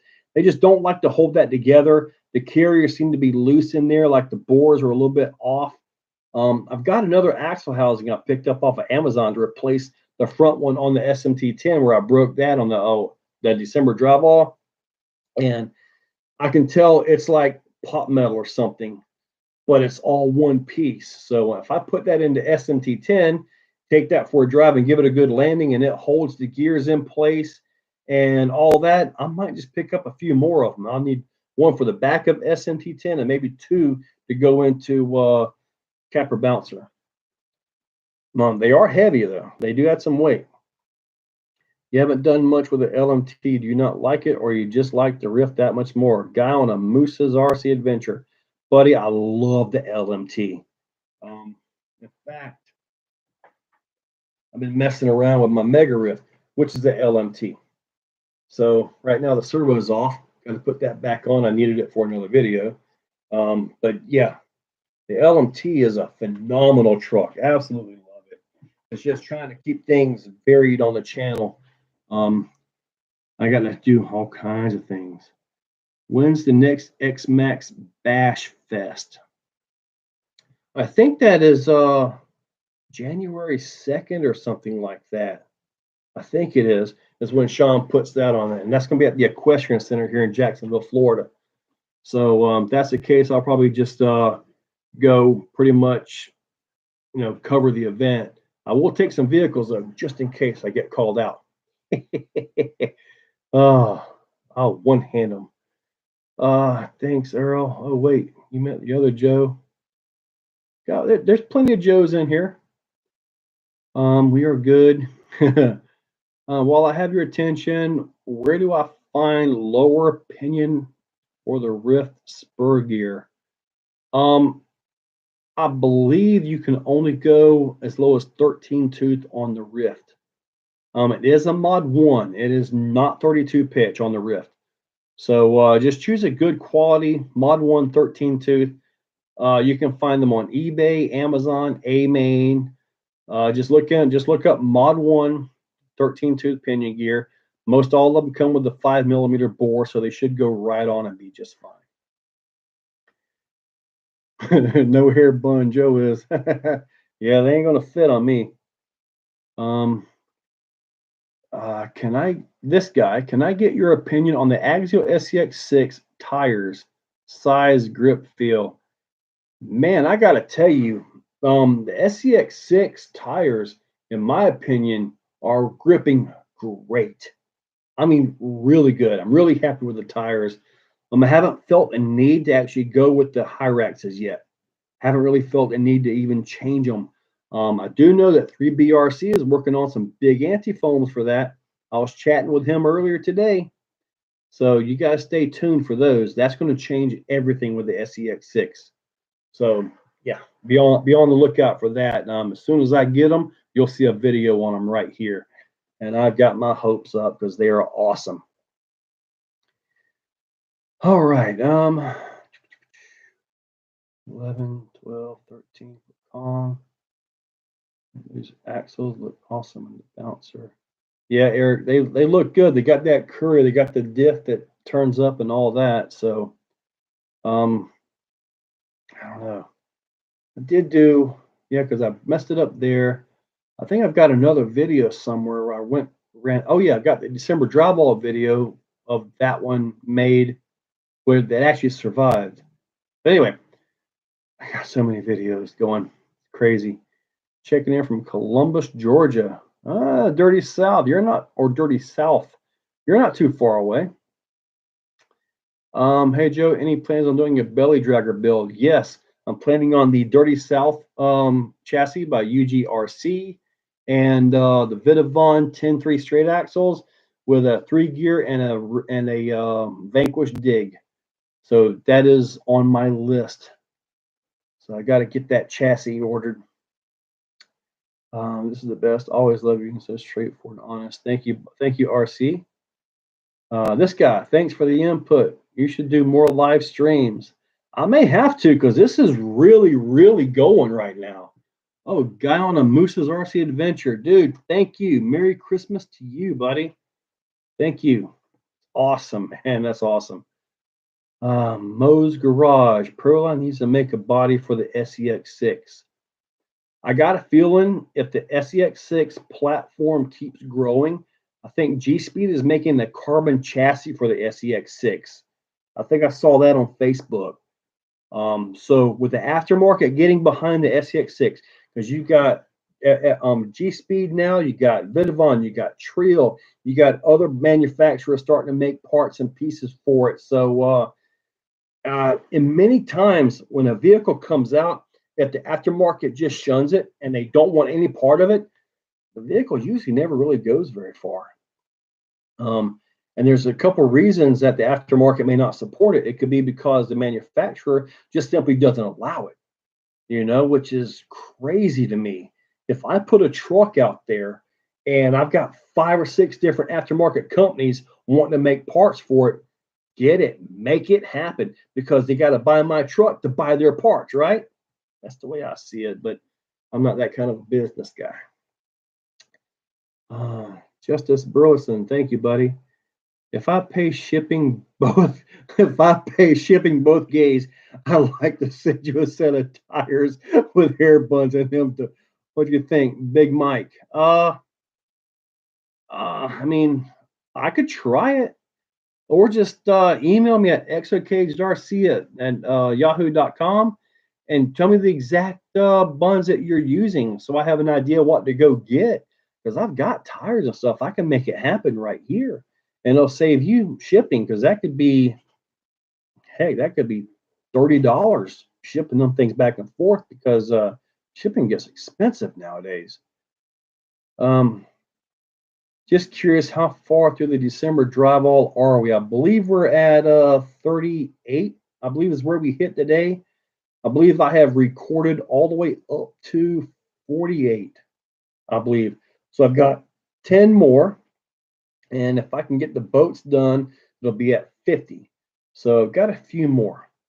I may do some repair videos or like where I broke the SMT10 real quick in that video. I may come back, and do like a revenge video or something like that and test out that new axle housing.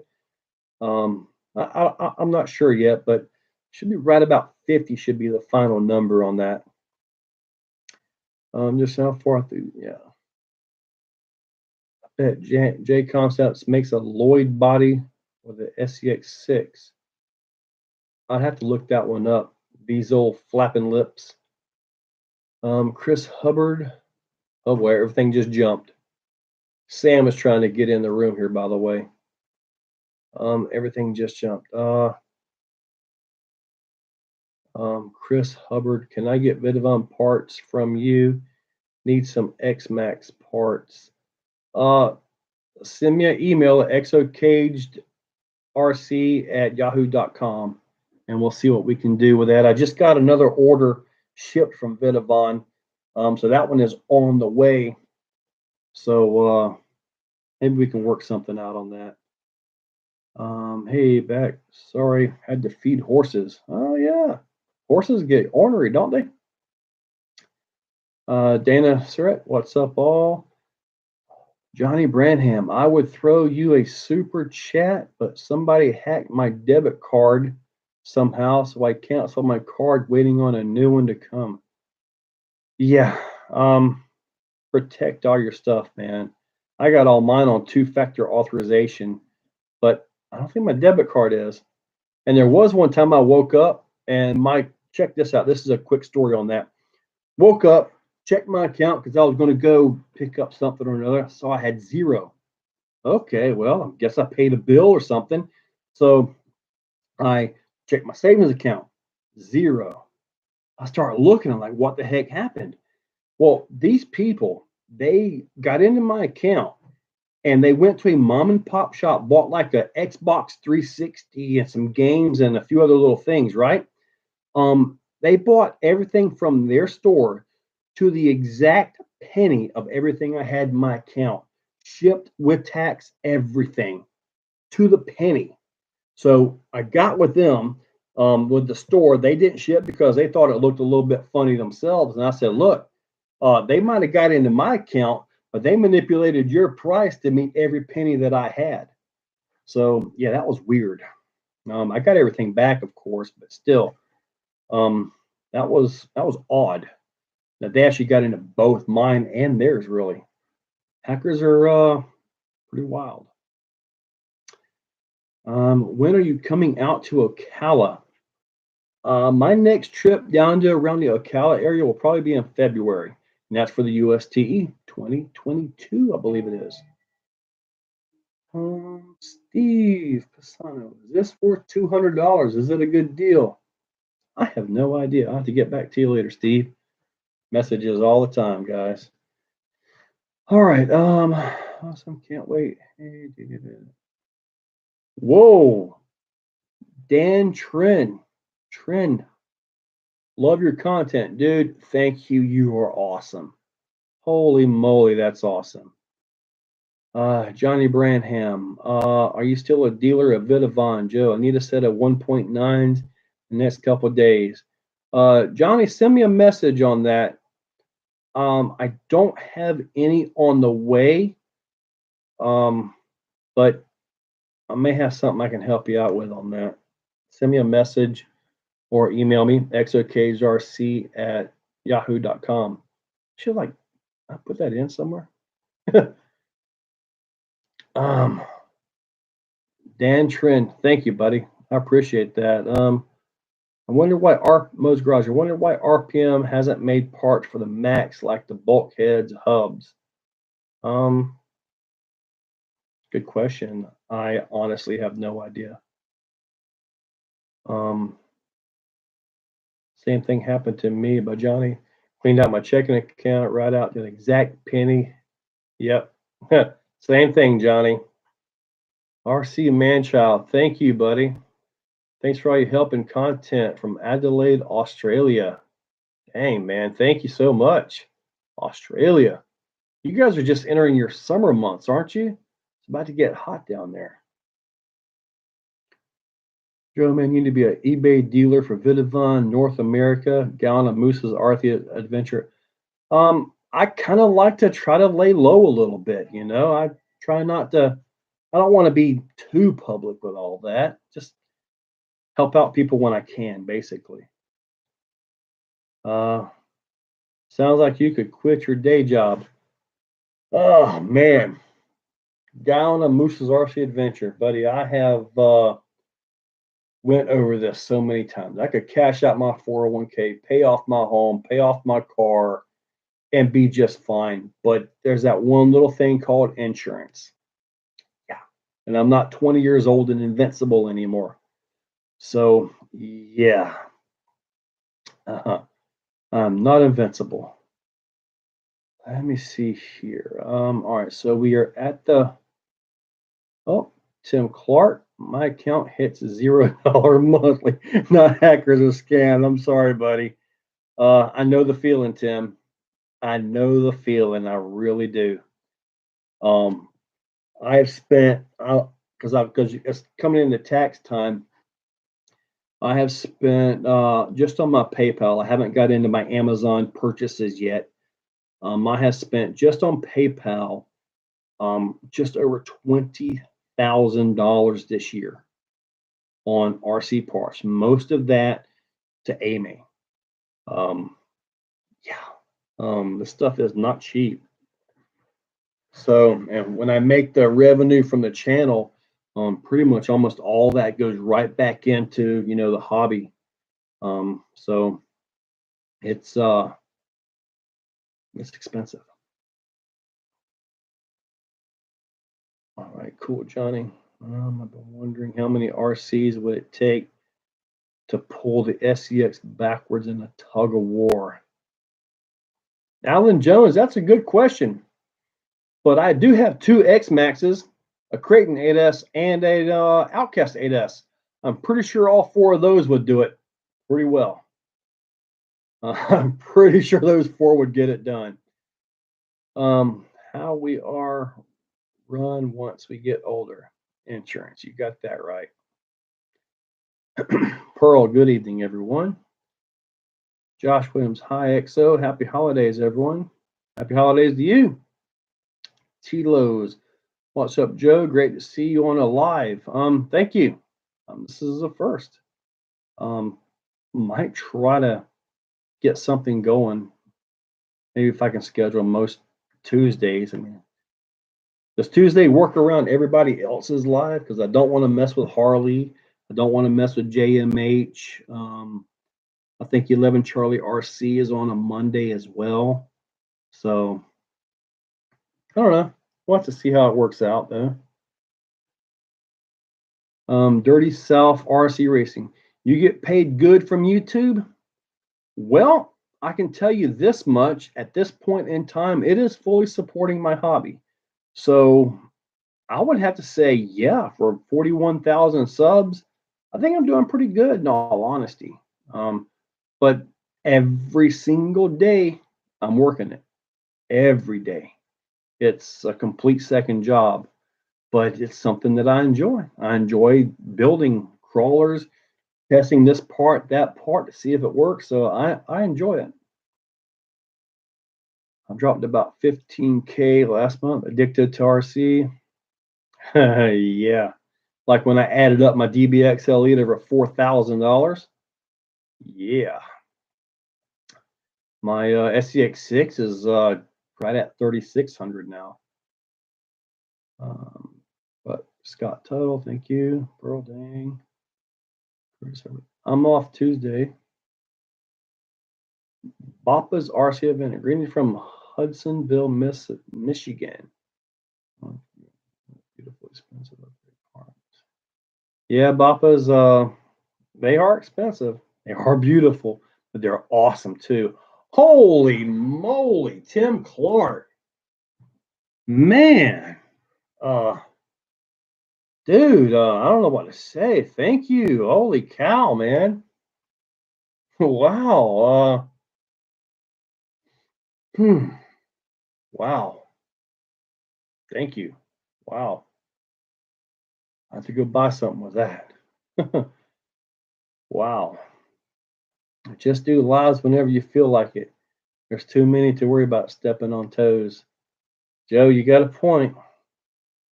Hey, buddy. What are your thoughts on nitros? Would you consider one? This is from Pretty Much Stock. I've tried nitros once or twice. It's not really my thing.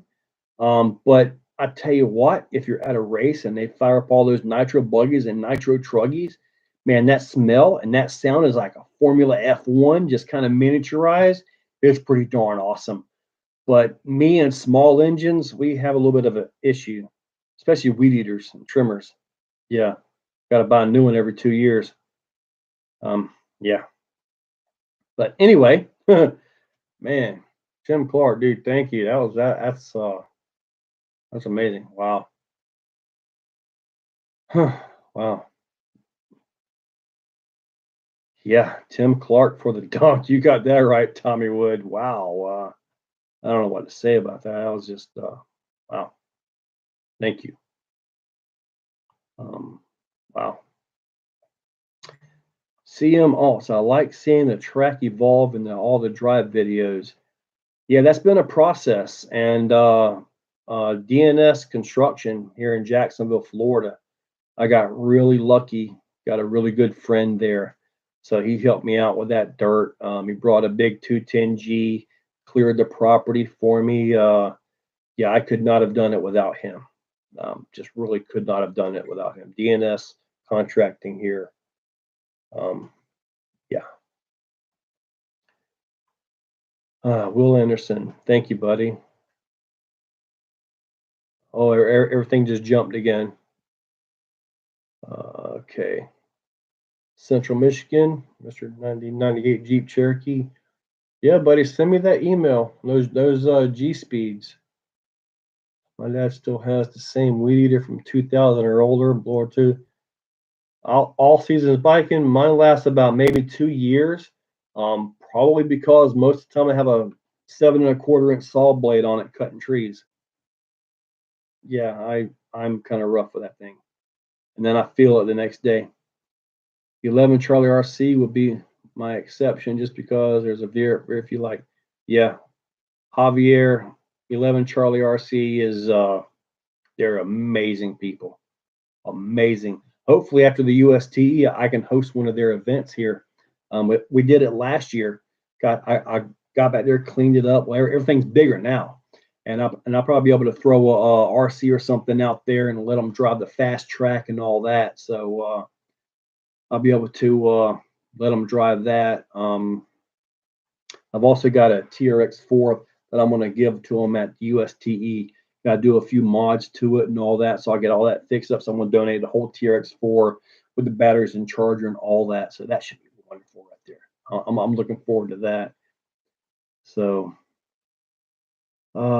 Michigan, Anders wishing we had Florida temps today. Yeah, it was actually kind of cold for us at about 55. I've thought about turning on the heater. In fact, it is set, but it ain't come on yet. What is your most liked battery brand? I'm looking to buy a 6S battery. I'm looking into Ovonic by Dark 40. Buddy, I have run a lot of batteries, and I will tell you this. Most of the batteries that I run have held up great because I used the proper battery for the job. You don't want to use a weak battery in an X-Max, or a bad, or I don't say bad battery, but the wrong battery for the application. I like to go with a battery that's a little bit over. Now, where I might go a little bit under is on like the real cheap Ovonic 500s, 500 milliamps, and my crawlers. That's borderline. I mean, it's barely enough, but it works. But as far as 6S go, got this from Cnhl. Look at this monster. This is a big beast. 6,200 milliamp 6S 1P. I haven't even run this one yet, but this is going to go in the Mojave. Give that a shot there. Maybe it'll fit. I don't know if it'll fit in the UDR or not. I don't know. If it will, I'll try it there too. The UDR, got to get that body done and all that. But as far as batteries go, the only thing I can say is I probably would not buy max amps. I just see no benefit to max amps. You know, they are insanely expensive, and I don't see a benefit to max amps. Four-wheel steer TRX4 Moto Cannon. Oh yeah, get that thing going, dude. Rip some cyclones. Yes. Oh, Moto Cannon. Did you see my wide X Max video today? Yeah, man. Thing is awesome. Mo's Garage, what's your favorite size RC? I would have to say it's somewhere in the 7th or 6th scale, in all honesty, especially when it comes to things like X Maxes, the Mojave, the UDR, which I don't drive them very much. I probably should. And then, of course, you know, with crawlers, it's the 110 stuff. The 1.6 SCX6, maybe one day we'll get some competition out there of that size. I kind of doubt it, but it's possible. It's possible. You never know. 124s are neat, but man, they're hard to work on. I had to go buy this little 050 just for them darn things. And then it's like, I think I need glasses to work on them too. Okay, everything just jumped again.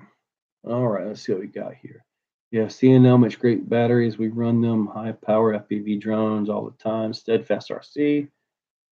One of those batteries lit up in a vid I seen yesterday. Mike Morrow. Buddy, I'm telling you, I've seen all kinds of batteries go up. You charge them wrong or something happens like the ESC, they can actually get an internal short. You know, you can have all kinds of issues, man. You could dead short one of these right here. You got to get a burr on those, and that would be just enough to set one of these cells off. I mean, at some point, every lipo out there is going to die. Simple as that.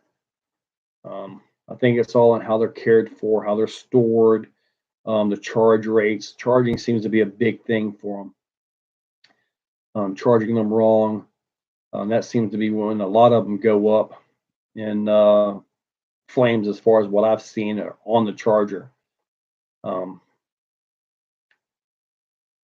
Moto Cannon. Yes, I did. Those front flips might hurt that front diff. But that would be a first. Yeah, Moto, the diffs hold up really good in the X Max. They really do. I see guys break them all the time, and I'm thinking, are you letting off the throttle just before you land that backflip? That's big. That would be that driver mod. Let's see here. Wide Max as it show. Wide X Max kit worth it? Well, Curtis Hubbard, it is $200. When you look at the parts that are there, I might maybe price a little bit high when you look at the parts that are there. But if you look at the competition, you got WFO and Vidavon, both with their wide X Max kits, and they're all aluminum, which I really don't want aluminum on my X Max suspension. The arms, I got to have some flexibility, just like you guys saw in this video, that side hit. I kind of think it is worth it. I really do. I think it'll be better priced at about $149, in all honesty, for the parts that are there. But you know, if you look at the competition, it's cheap. So just something to think about on that. No free rides. All right, what's your opinion on 1/10 scale servo for X Max? A lot of guys here, they put that little adapter in there and they run the Reefs Raw 500. That seems to be a popular servo for the X-Max. See here. Oh, everything's jumping again. The UK guy was jumping a 6-foot tall pipe ramp. UK guy, you must be talking about Kevin Talbot. Buddy, that guy is wild. That guy is wild. I cannot match that guy at all. Not even in my dreams. That guy is awesome. They were beating on the RC pretty good in defense of the battery. RC pretty good. Yeah, they they may have shorted something in there. They may have got a piece of debris or a body clip, or the wires may have got chafed and shorted or something. I mean, you really don't know. When it's a pile of charcoal, hard to tell what exactly happened other than it burnt up, you know. Balance charge your lipos every time is a good policy. Yes, steadfast, that is a good policy. Also at the proper charge rates. Charging at a much higher rate, you're risking the cells going up. Sometimes I've been told that if you charge them at a lower rate, like if it's good for 5 amps, but you charge like 2.5, it'll take longer to charge, but you'll get more runtime out of it. I have not experienced that. I have not experienced that at all. At least not that I can notice, if that makes any sense. All right. Hello, RC. You get what you eat for dinner, man? I had some pizza. I got a couple bones over here. I was really surprised you didn't put the Vidavine wide kit on your X-Max by Johnny Branham. I really don't want the metal arms. Now that I've got the yellow one right there done, I'm going to try the aluminum bulkhead for the front. I'm not saying I'll never try the metal arms on the X-Max, but if I do, it could get good. I don't know. Oh man. Let's see here. That's an awesome name. These old flapping lips. Dude, you got an awesome YouTube name. I did speak highly of the customer service with getting a new battery. All right, Mike. So CNHL stood up and got him a new battery. That's pretty good. It's really hard to tell what exactly causes a battery to go sometimes. Live checking in with Washington State. All right, MT Gripper. Oh wow, the comments are starting to move now. Maybe aluminum steering toe links for the wide kit on the X-Max. Again, I like having the flex on that. It has the aluminum bell crank in it. I think I might just stay with the plastic one so they can absorb hits and stuff like that. I really feel on bashers, they need to have a way to absorb landings and bad landings and stuff like that, which is where you have your biggest issue with the Creighton 8Ss and Outcast 8Ss. Those arms, they really don't like an off-camber hard hit. We've actually seen them shatter, like parts go flying out there. So I think Mark was the driver of that one. Well, Johnny, not everything needs aluminum, buddy. I love aluminum, but not everything needs it. Probably the 20-foot jump in the one example I've seen. Well, yeah. I only charge my lipos to 4.15 by Jonathan Bader. I can't see that making much of a difference. I just let them go to a full 420 and call it good. Addicted to RC, yes sir. I guess that was for me. Too many Joes in here. I've seen hardcore RC have a new Cnhl lipo go up in flames, and they sent him 2 for free. Wow, that's some good warranty. Hopefully his vehicles didn't get damaged. No metal on X-Max, talking from experience. Northwest RC. You got that right, but I do like the metal hubs because you still have the arms that can take the absorption, take the hit, and flex all that stuff out. Anyone see the? Okay, okay, everything just jumped.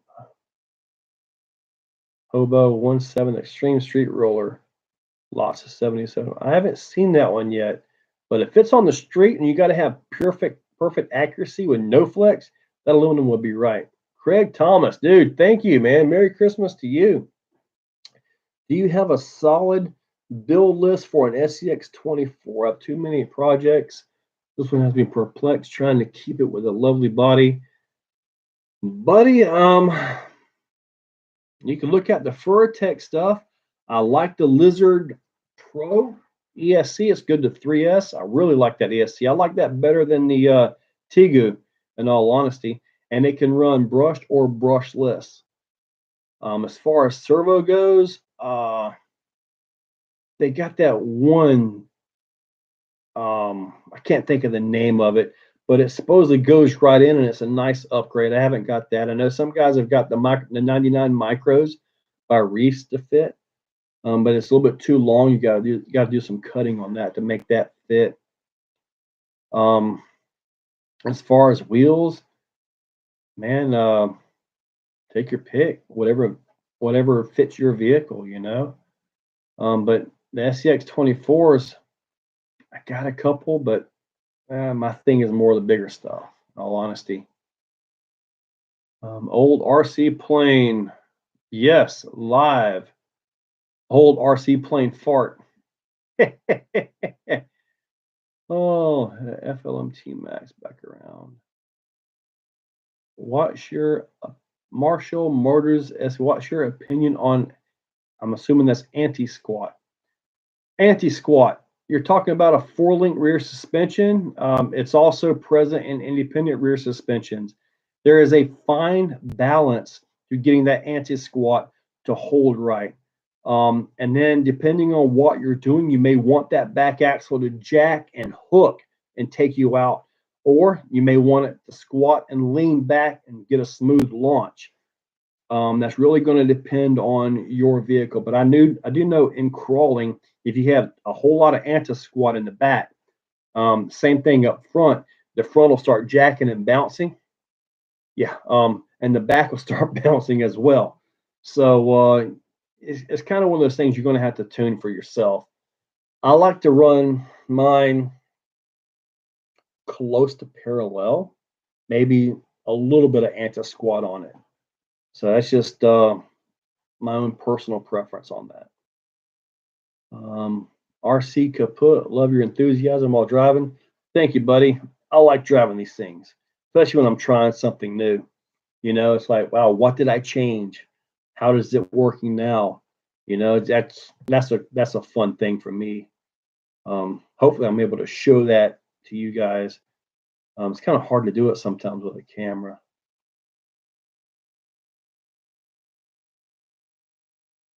I got the Furatech in my SX24. I love it. Northwest, yeah. T Lowe's facts, okay.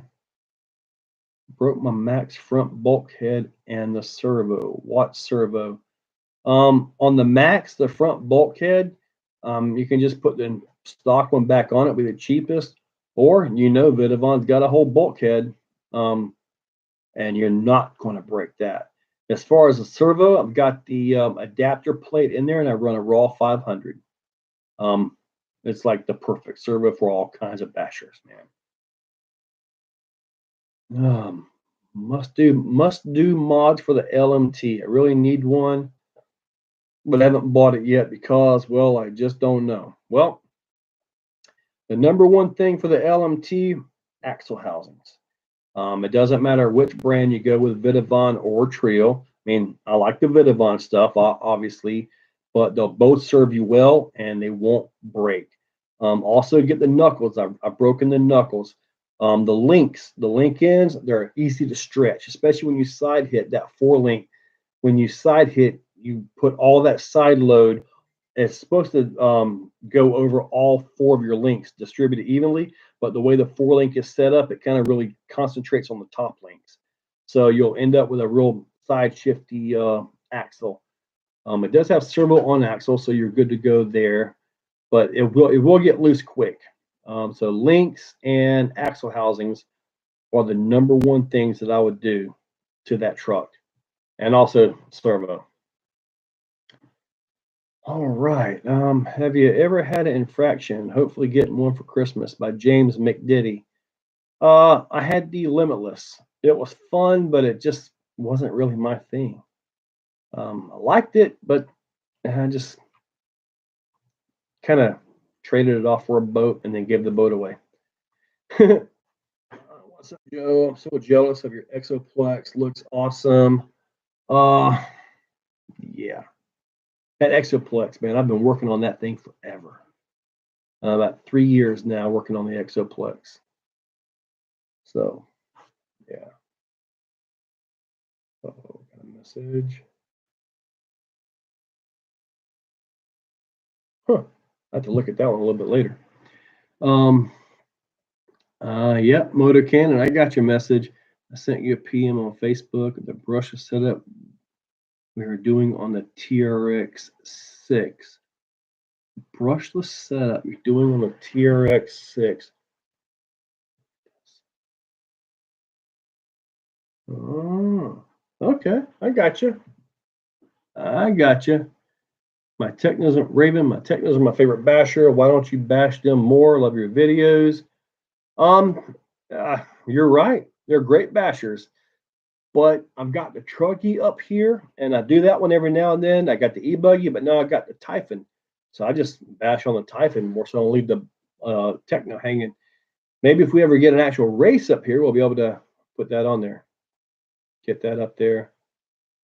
Shane McLean, hey Exo, hey dude. Crazy how much the X-Max wide kit is. Yeah, it's 200, but if you look at the competition, it's actually cheap. Is there a better choice? Okay, that's for him. Joe appreciated advice. Wow. So I've been in a lot of lives, and this is one of the best. Thank you, Addicted to RC.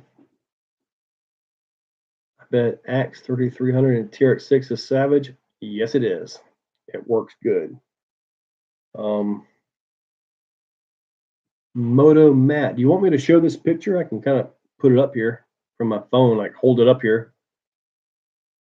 Craig Thomas, track is starting to take shape, maybe a few more jumps and bumps. And yep, I am working on that, old and slow. I sure am.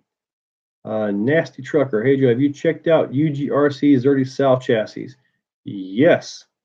I am planning a build with that, probably like a belly dragger style build. So that is on my list to get done. I ended up raffling off the Predator at last year's USTE.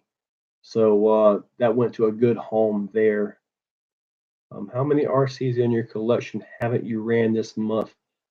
I think there's about maybe 10, maybe 12, something like that. Sometimes I lose count. Have you ever tried to cross RC by Shane McLean? Yes, I built the Demon. Wasn't too impressed with it, in all honesty. How much money is in the Axial SCX6 so far by Eric Stevens? Right at 3,600. Yeah. I had to add that one up because I kept getting asked about it. I'm like, well, all right, let me add this up. Okay, he says, yes, I can. This is a brushless setup that Moto Matt is putting in his SCX6, TRX6. See if you guys can see that setup right there. Looks like all tracks is in there too. Is that a censored system or is it still uncensored? You guys, okay, yeah, it'd be nice if it was censored in there. Over 50s RCs in garage, and yeah, that's about right. My video, yeah, Jimmy Cravens of my Typhoon, the Black Mambas. Man, I tell you what, I was blown away when I was cruising along. It just blipped it and it got that rolling backflip. Man, that was just wow, that was awesome. That was awesome to see. And then I came back, I guess about a month later, and I broke 3 of the wheels off that thing. I did a backflip out at the park, came up and it just like, one of them came off like a frisbee, like Captain America's shield, except it didn't hit anything good. Ah, okay. I have an Arma Outcast 10th anniversary. I don't know what the Arma Outcast 10th anniversary limited edition is. Addicted, but it might be worth something just to keep put up and maybe stick it on eBay and see how high it goes. You never know. I think I still see the Snap-on X Maxes on there for like 1,700. And I'm thinking, who's going to pay that? Not me.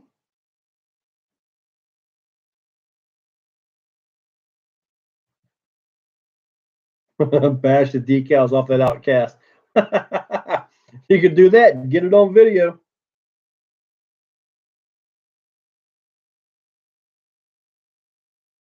Douglas Roberts from Canada. Hey, dude. 9-tooth pinion. I bet it does move around, doesn't it? Well, that's a 2,400 kV. That motor, is that the motor out of the Max?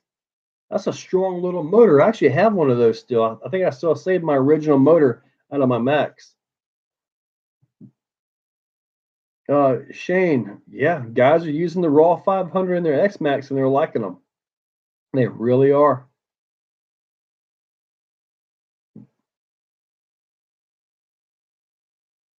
Oh, here's a good one. What's the top 3 purchases you regret buying the most?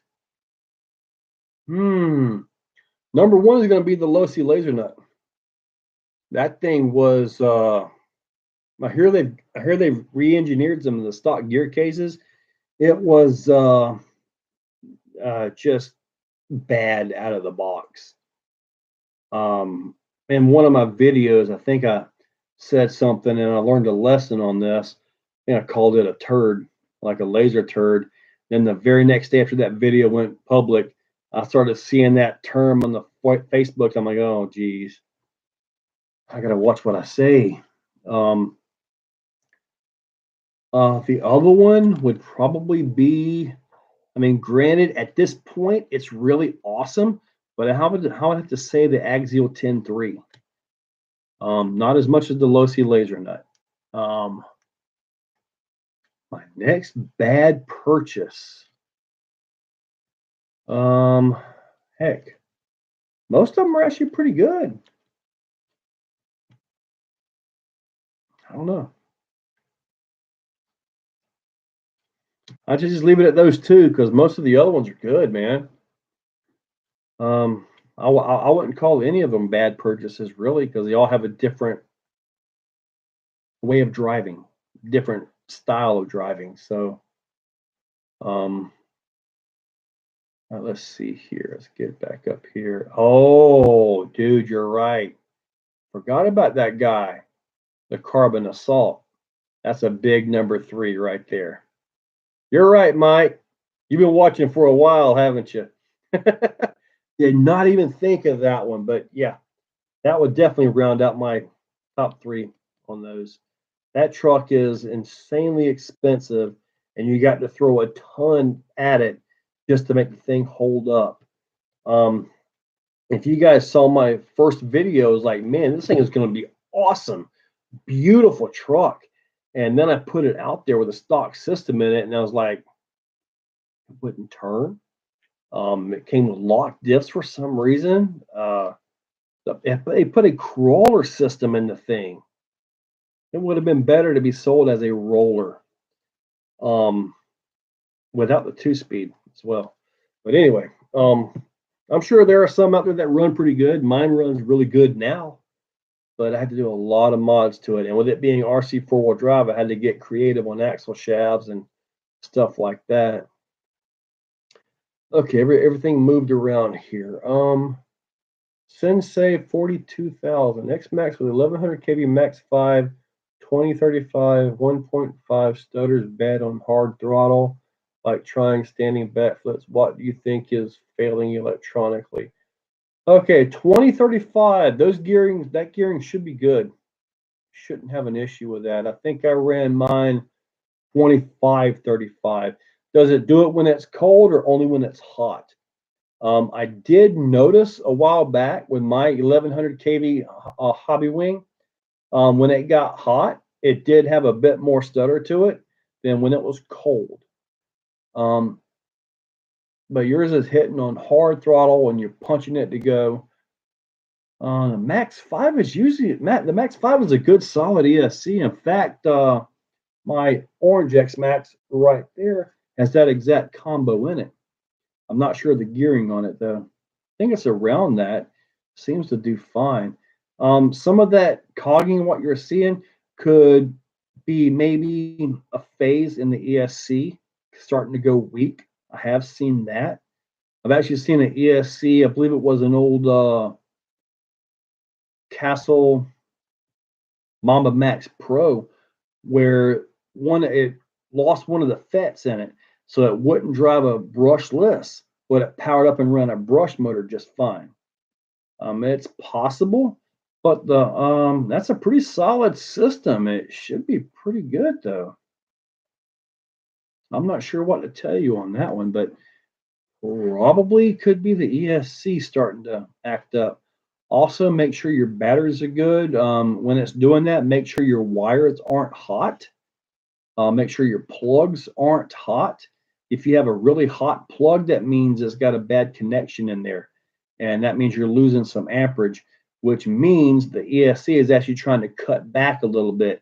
And as soon as the ESC cuts back, all the amperage goes into it, and then it hits it, and then it cuts back because it's just a horrible cycle. It's what it is. That's a tough one there, man. I hate to tell you it's a ESC and you go out and buy a new ESC and it's a motor or vice versa, you know. Those things aren't cheap. I think my issue I had to choose a UDR X Max and I always chose the X Max, so I got rid of it. I also hated putting batteries in. In the X Max? That's got one of the easiest in and outs for your batteries there, unless you're trying to run some gigantic monster batteries. Yeah, the X Max is usually pretty easy to get batteries in and out of. The UDR can be quite entertaining to get batteries in and out of it.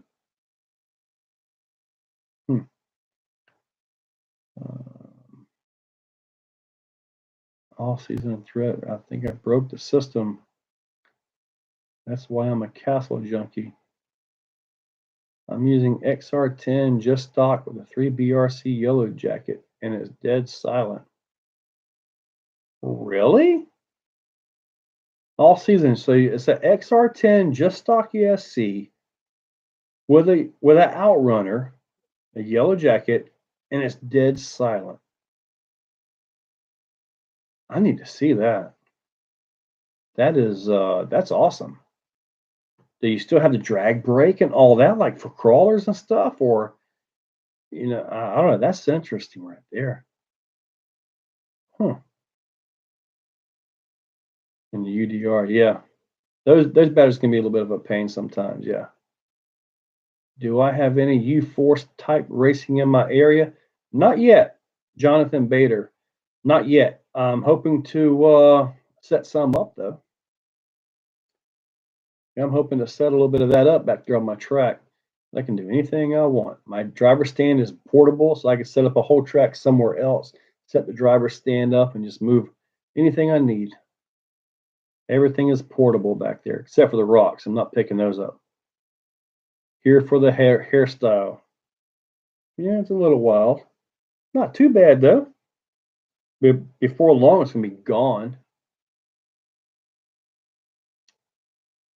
Only 2 west though. Ah, yeah. That's right. That is limited, isn't it?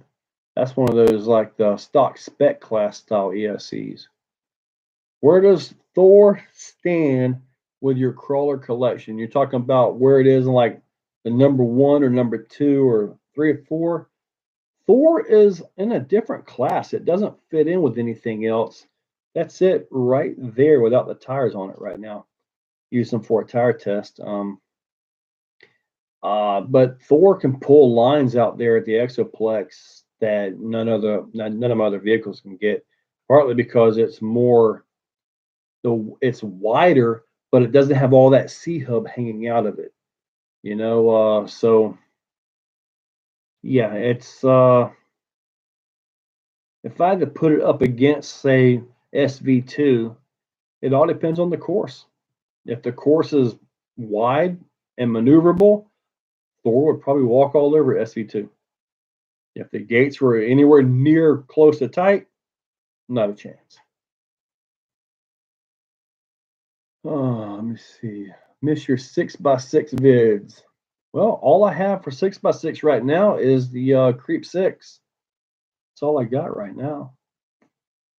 I think I did that one already early on in the December drive off. Fern Solo is here. Hey, dude. I'm trying to get a U4 track going on here in Hawaii. Trying to build a 2.2 from Arma base platform. All right, so you're trying to do like a short course style builds, short course style truck builds for that. Yeah, okay. If that's your popular truck down there and there's more of them, it'll be easier to get that set up and going. South Florida RC24, I guess it is.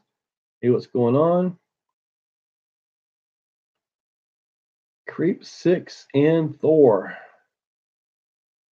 That's a mismatch, but it is interesting. Let me add that to my notes. That could be something there. Creep 6 versus 4. That could be interesting. I kind of think Thor will take the win on that, though. Just a thought, especially if I do any side hilling stuff. Except for turning.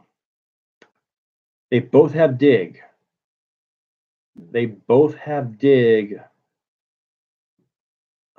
Creep 6 may have the tighter dig on that. It may be tighter. SCX 6. I do not know how to do that. It would take a rear diff cover and a pinion to go out into a reverse rotation third axle, just like on the TRX6. And there is nothing on the market like that, at least not yet. And I don't know if anything's coming for that either. What do you like better, single stage or dual anti-foams from Three Brothers? I'm kind of liking the dual stages more than the single stage. They seem to have a little bit more support on the compression when you get down into that. But they both do excellent. I think if given the choice, I would choose the 2-stage. When I go to order them again, I'll probably do two stages for sure. But you got what, 4-wheel steer on Thor? Yeah, Thor's got 4-wheel steer. So it can crab across the rocks and around. It would be interesting, Mike. That would be interesting. I got it in my notes over here. What's your biggest issue with the SCX 10.3? My issue with the SCX 10.3 is a big clunky transmission. That's the number one issue with the 10.3. It was big, clunky, loud. When I got rid of that and I put the Element transmission in it, I used the adapter from Bauhaus to just simply bolt any 3-gear style transmission on it. It made everything better. Just maybe it's because I was in and out of that transmission so much trying to find the click, which turned out to be the input gears were too large for the shafts, and they were literally shifting under load. And that's why that click was such an important thing. During normal light driving, there was no click. But as soon as you loaded it, it started clicking and it would shift on the pins. And it didn't matter which way you had the gear, it would shift on the pins. And that was my issue with that one. Mainly the clunky transmission. The rest of the truck is fine. Only problem will be getting a body for the 6 scale SCX6. What if we can get J Concepts to make a big creep body? That would be awesome.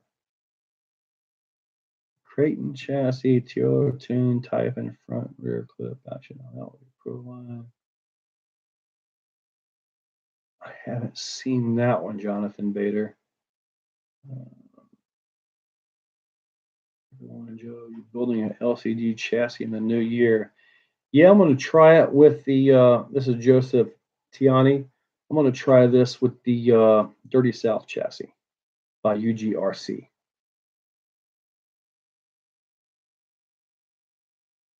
I'm going to try that one. Do you have anything from Cross RC? I don't have anything from Cross RC right now. I don't. No, Discovery RC is here. SCX10 Scorpion was the best rock crawler back in its time. You should get one and put it against your rock crawlers. I haven't seen one of those in years. I don't even know if we can get those. That's got the old dump truck rear ends in it, doesn't it? The old ones. I'm looking to get a Jacob Triesenberg. I'm looking to get a second rock crawler. What would you recommend, TRX4 or SCX10-2? The 10-2 is better for competitions, especially if you keep it light. TRX4 is just your stronger, more robust truck that can take a heck of a beating and just keep driving. I'd probably go with a TRX4. All season shredder ever considered a G-Speed chassis? Yes, I have looked at quite a few of them. I really like the chassis. I'm just not so sold on the pitch of the belly, the angled skid, because all my rocks are broken concrete and it's all kinds of jagged and all that. So, and the ones that I have seen back here have an issue with just catching stuff. Now, my buddy Mike Play showed me a new one that they're working on where they got forward technology or some of that, where they've got the skid so close to the back of the front tires that you don't have much of that. And you get a natural weight bias, 60-40 or whatever you want. So that's interesting as well right there. Really interesting to see that. That's kind of neat. Real long rear links on it, long rear drive shaft and all that. So yeah.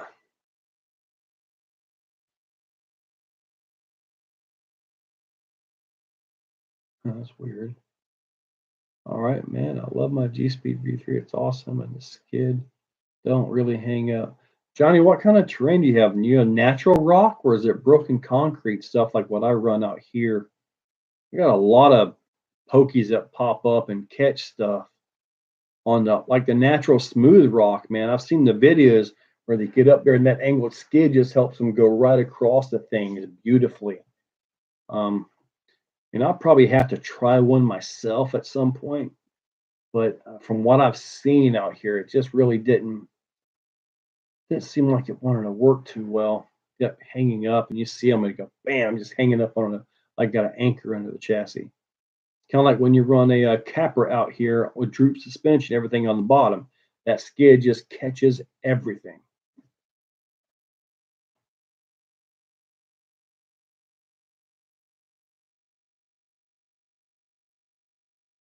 SCX10 Adventures, yeah, I have one, and it's amazing. But I don't have many subscribers, and I am trying my best to make videos as I can. Could you give me a shout out? Buddy, I can give you a shout out, but I've tried that with 11 Charlie RC. I've tried it with 3BRC, and they don't pick up hardly any subscribers. They just don't. I mean, as far as what I've got to say, keep making videos. You get something that's starts hitting good and people start sharing it on Facebook and you start getting views and all that way, it just expands. If you have a channel, you don't have many subscribers, you don't really have as big of an audience to shoot out to. and it's really hard to get started, especially in this niche part of YouTube. I mean, RC cars, you know, we're not playing pranks on the wives and all that. So my course has broken concrete, landscaping, rocks, big natural rock, busted asphalt. Well, it sounds like your course is very similar to mine, Johnny. Well, all right. Hey, Mofo RC is here. He makes those 124 bouncer chassis like the one I've got. That's up on its side over there in the corner there. Yeah, Brian, it's going to be interesting what that chassis is. I mean, it's a G10 material. It should be pretty good. He told me that it's got the angled skid, but he's got it set up to where the transmission sits flat, so you don't have a big jacked up rear drive shaft angle on it. So that's pretty cool. What do you think about negative G belly dragger kits? I don't even know what a negative G belly dragger kit is, Josh Williamson. Where's the aluminum rim upgrade for SBR2? Oh, I've actually got that video done. The truck is in another room, but I believe I've got that video up for channel members right now. I think. I'll have to check. I think I uploaded it 2 days ago. I have to check all that.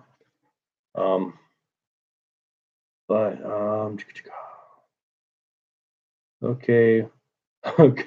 Wolf yelling to come wrap Christmas presents for the kid's wife later. Don't make the wolf mad. Sam Love Elvis. Hello from Australia here. Hey, buddy. How in the world are you able to crank out so many vids that December drive off? I'm having a hard time keeping up watching.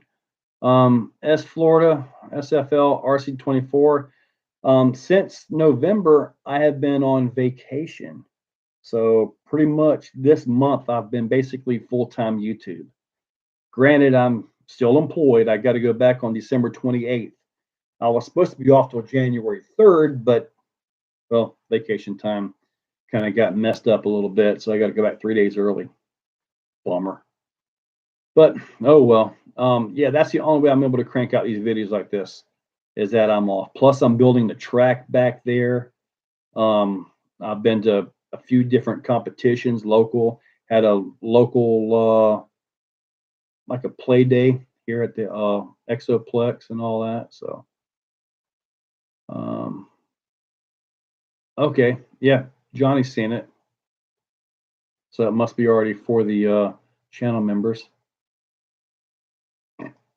Well, there you go, SCX10 Adventures. What's your channel name?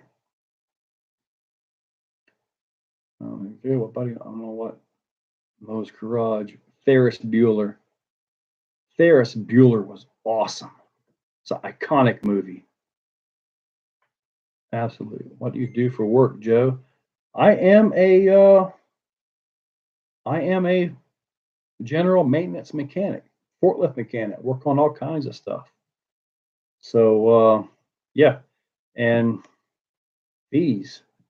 Sometimes I have to wash dishes just to try to clean my fingernails. Yeah, I've got like screwdrivers and stuff up here that I'll dig at them. Clean fingernails is hard to keep, especially when you're outside with a shovel in your hand or working on a forklift.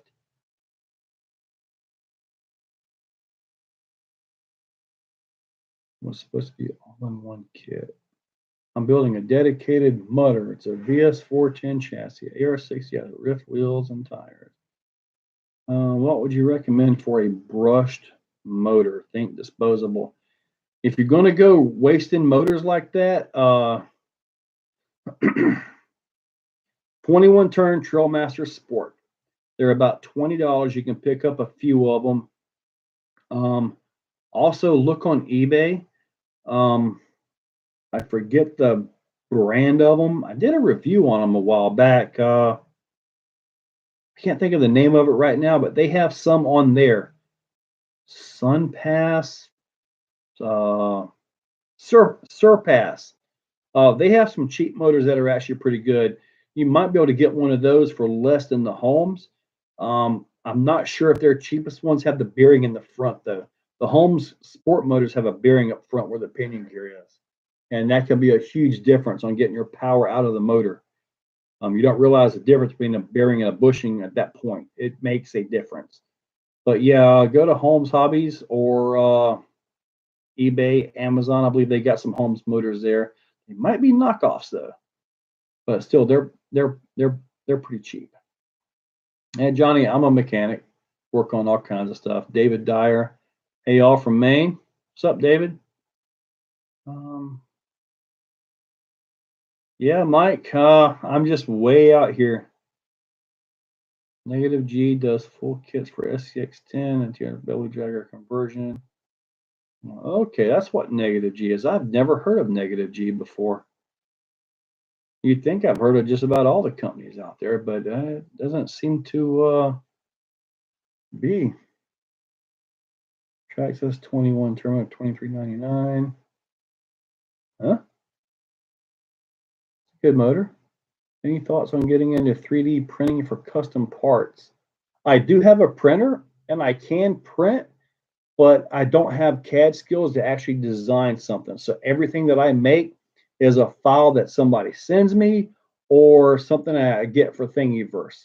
And printing something I get from Thingiverse and then selling it just doesn't seem right. I do give things away here local to the local guys and all that every now and then. If somebody really wants something, I know I can do that, but it's just not quite right to make money off of somebody else's work like that. I try not to do it. Every now and then, I do fall into that category though. Did you ever brace the roll cage on SBR 2.0? Yes, I did. I got that kit all the way from UK. It's the brace is the stainless brace over there. And on the tire test or the wheels and all that, you can actually see it still flexing a little bit, but I believe it's just the back of it. The very back part is still flexing.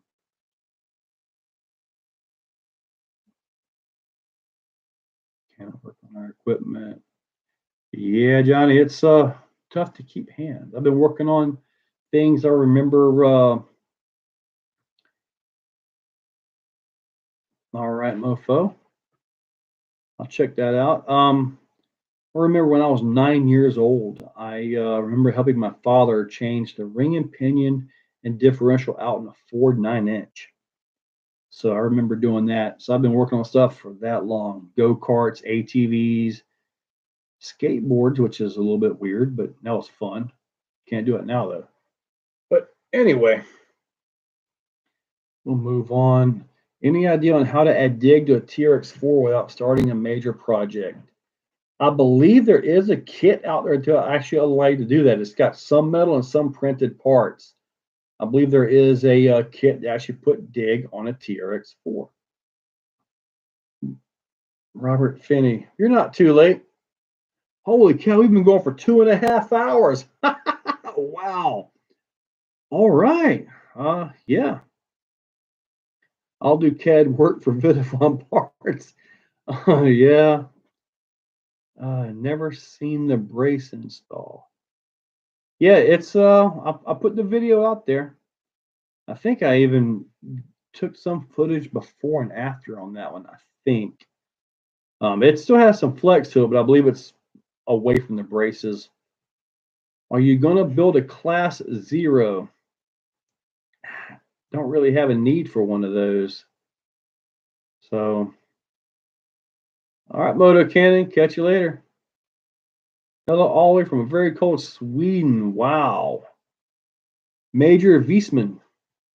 I honestly don't know if I'm pronouncing your names right. A lot of times I look at a name and I sound it just like I see it. Moto Cannon, Major Wiesman.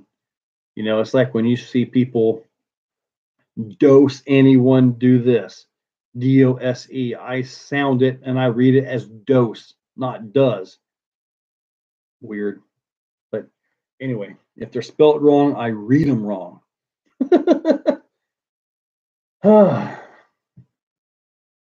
All Awesome to see you do a live Q&A. Thanks, Ek Polly. Johan's RC Garage. What's up, Joe? Love your work, brother. Keep it up, man. Thank you, buddy. I appreciate it. You should call your Omega Supreme. That's interesting. It's sitting over here, leaning up against a wall. Keep doing these exos. JD's RC. I think I may have to try to start doing these on the regular. Just simple question and answer like this. Is this okay for everybody? I know I've seen Harley. He'll be sitting there, trying to build something, and his wife will be over there. I guess that's his wife, trying to take calls or something. But me, it's like I thought about doing. It's who's a correct pronouns. What I thought about doing was trying to set up something like this, maybe set the screen over there to the left and actually try to do, it would be really difficult to do this, but like say a simple install video, like say maybe make a video of installing tires on beadlock wheels, something simple, but actually make the video like the way I normally do it, The foam here has got a little hardness here, but it works, it flexes, make an actual video, but actually have this set up running to actually watch me make the actual video. At that point, you guys get to see all my mess ups and restarts and all that. Be like full uncut. It was just a thought I had. I don't know how I would set that up. That would be probably a pain. Cool deal, Jonathan. Do you have a Sin F450? Buddy, I don't have a Sin 450. I don't see a need for one at my fleet here.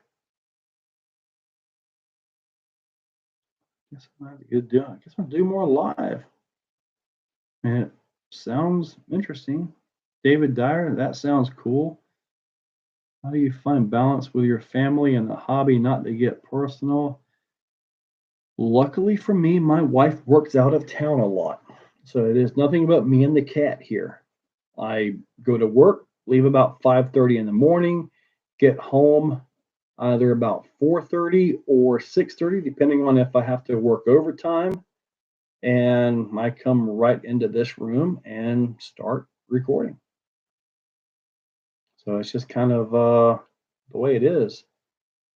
I like it though. I really do. Let me show you guys something right here. Do you guys have one of these? A bolt bin? Just to see who has one of those. Something you collect over the years. Behind the scenes live stream. Yeah, that would be basically it. Me, Hurricane. The more time we get to hear about your knowledge, the better. Well, I've done quite a bit. Will be great though. That's a cool idea to live feed making of a video. I would not be able to live feed the actual driving part outside. Do not have Wi-Fi and all that to get signal and stuff like that. Okay, so you guys do like the idea of me setting up to do a video while live streaming. I could set it up to where it's like actually video me with the tripod and the camera doing the intro and all that stuff. Would that be interesting? Johnny's got some bolt bends.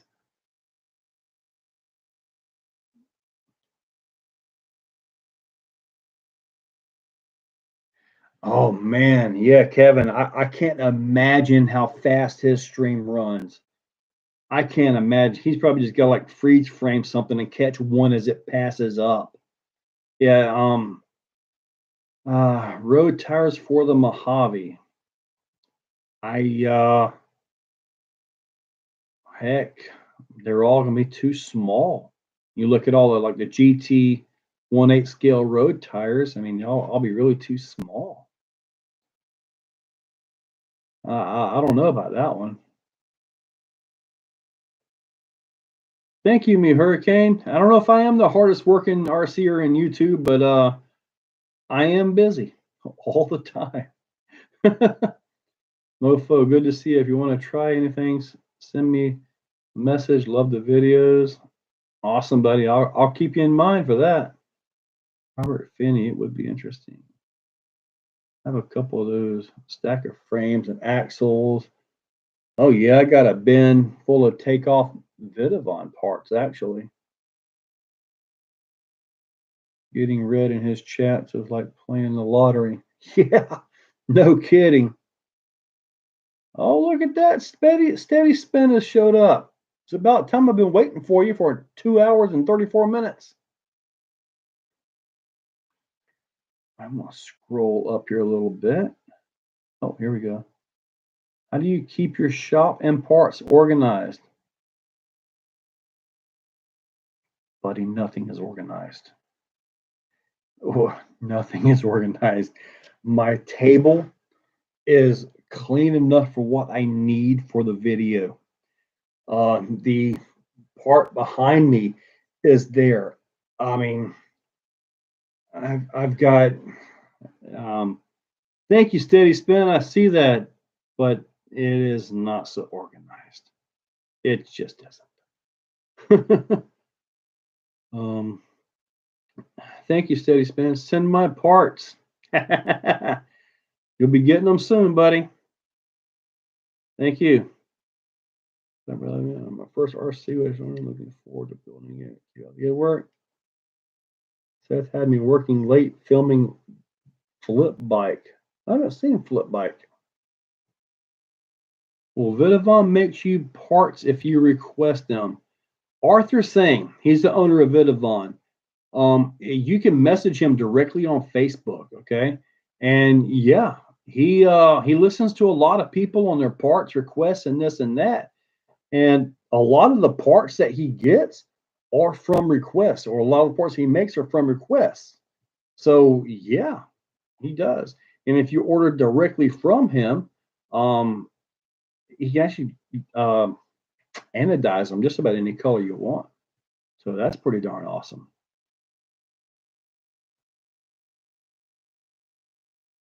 Dynamic adhesion. Hey, buddy.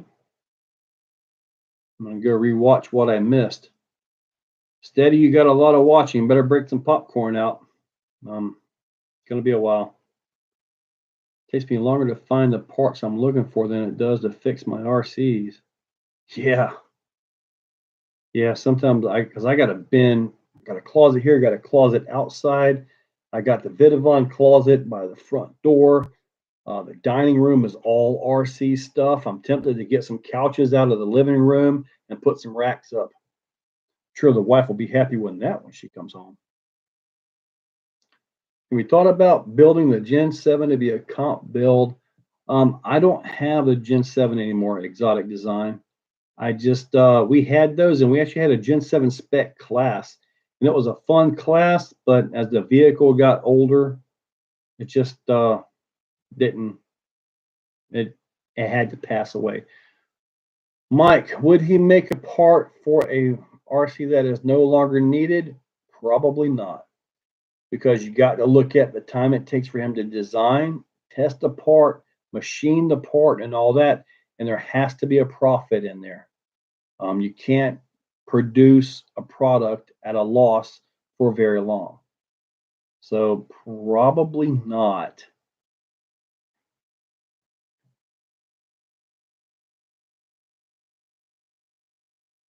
I want to settle the purple 1.9 Vidavon V-Locks. I don't have any of those, but there's a bunch of them listed on eBay. West Desert Wheeler, what's up, XO? So much fun. I hope that gets sorted now with some mods in the group. Must be talking about the whole thing going on with the guys. Sound is great. The chat response time is super fast. Great live stream feed. Thank you, Steady. I appreciate that. Just finished your popcorn? I had some of those, not Cracker Jacks, but it was the other stuff, like the caramel corn. That stuff was pretty good a while back. Can't think of the name of it. You help more people per hour than Harley by far. Well, thank you, RC. I try to put tech in all my stuff. I really try to. What is the current weight of your SEX? It's right at 29 pounds with two 5,000 milliamp 4S batteries. Yeah, Mike, he's got to look at. I mean, he's in business, and you got to look at the turnover and the cost of production and all that. Plus, I can tell you, Arthur owns his own machines. He has his own employees making this stuff. So yeah, he's made some major hands on. So he actually owns his own stuff. That's a big thing.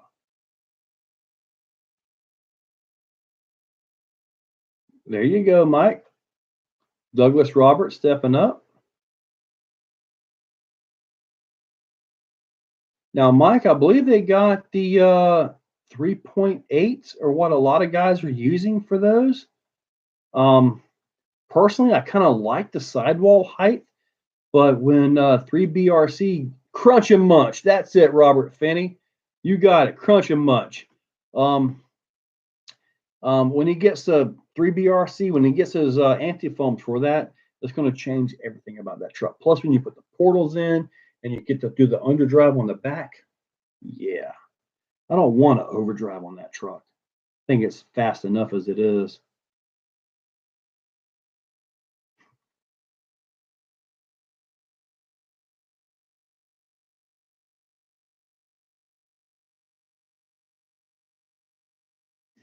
Yeah, Johnny, you're right.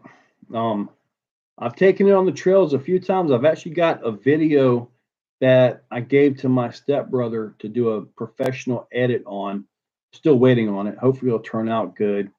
Want a nice scale driving video with it. But the problem is, I made that video before I put the new wheels on it, and all that. So I may have to go back and redo all that. But I don't know. We'll see what he can do with it.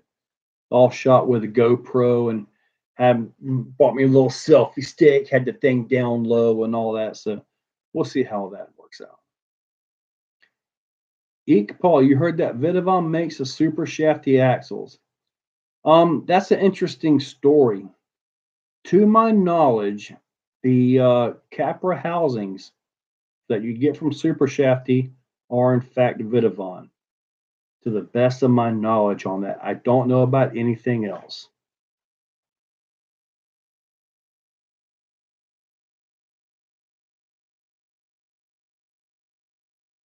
Well, Mike, if the SEX6 keeps growing in popularity, I love the thing. We will see new bodies. I mean, heck, people are putting X-Max bodies on them. Now, one guy did it, and it looks spectacular. He's got like the 3.8 RC4 drive boggers on it. It looks spectacular, man. Really nice. Vidavon is not made in the U.S. So it is not there. Got me. I think there's one guy up North America. He also is a dealer as well. So you probably get with him, or if I have it, if I have the Vidavon part, and you want it, boom, we set the payment up, get that done, ships out the next day. And it's usually USPS priority, so it's there 2 to 3 days, anywhere in the country, including Hawaii. Yeah, found that out. And Hawaii is no extra charge. But shipping something to Canada just across the border, wow, that gets crazy expensive.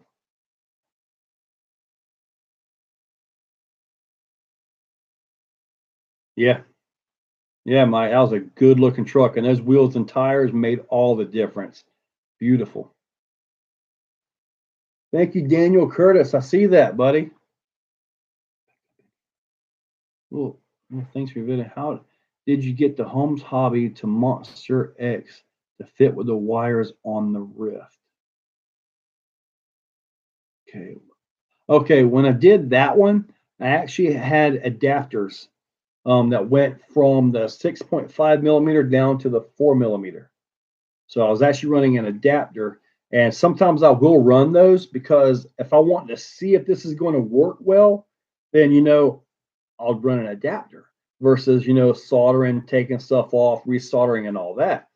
So, and that motor did work out very well. What I ended up doing was I ended up going to a Mamba X and a little bit smaller ESC, which seems to get the job done. There's a few times that it'll actually kind of, kind of get a weak launch, but I'm not sure if that's the Mamba X ESC or the fact I'm running only a 3000 milliamp 4S. So I might be stressing that battery a little bit. Man, I've been talking a lot. Good Lord. I might be stressing that battery out a little bit on that too, pulling really hard on that. So that could be part of my issue. Every now and then, a second gear launch, when everything hooks up good, it'll just kind of, ooh, a little bit. But most of the time it hooks up and goes. Well, I've been talking like crazy. I guess at the 3-hour mark, which will be 9 p.m., I guess I'm going to go ahead and close this up. 3 hours. Yeah. I know Jonathan Brandon was talking about these. Not sure if you guys saw these or not. These are the Vidavon 1.9 beadlocks. I've only ran these one time. Crawler Predators with the 3BRC. These foams right here. They work pretty darn good. This is my first lightweight vehicle right here, man. This right here just changed everything from my build style and everything. 35 kg servo, 10-2 raw builder's kit. It's got the springs are actually off of Tamiya CC01. They don't even reach the top of the spring thing, spring adjuster. Yeah. Nice little truck right there. I guess I'll set it over here out of the way. I would bring an X-Max over, but that's a little bit much. Oh wow, man! I thought the comments stopped. Man, okay. I missed all these comments. I thought the comments stopped. I'm like, well, I guess everybody's done. I'm like, no, I gotta hit the button. Okay, I guess we're gonna come right down to here. If you had to choose one crawler to rule them all, if it's a factory stock RTR, as in from one of the big name manufacturers, it would be a TRX4. If it's going to be one of my custom crawlers, golly, that's a tough one between Optimus 3, Thor, and SV2. Tough one. Douglas Roberts. I think I may have to do some more live streams. Everybody seems to be good. Everybody seems to be liking it. Got any RCs that are stock?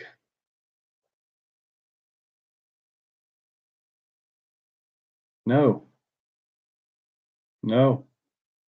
I do have that one truck I got from Amazon.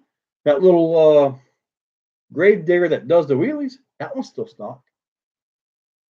Have you tried the Pro Builds wheels yet? I have not tried the Pro Build wheels.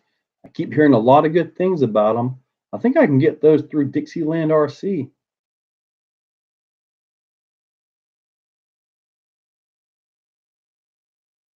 Thank you, Eki Polly. EK Polly. Need some purple. Yeah, man, you'll get them, Johnny.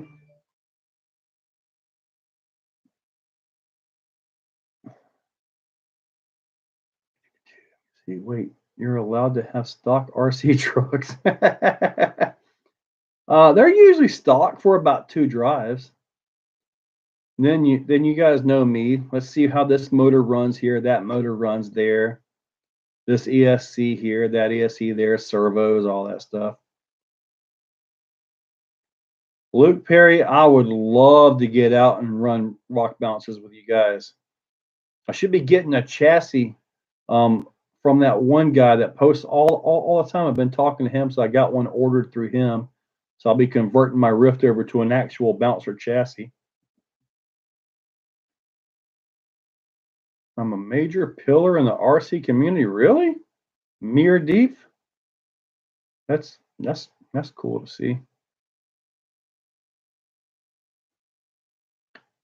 What's your first RC crawler? My first RC crawler was actually the Venom Creeper.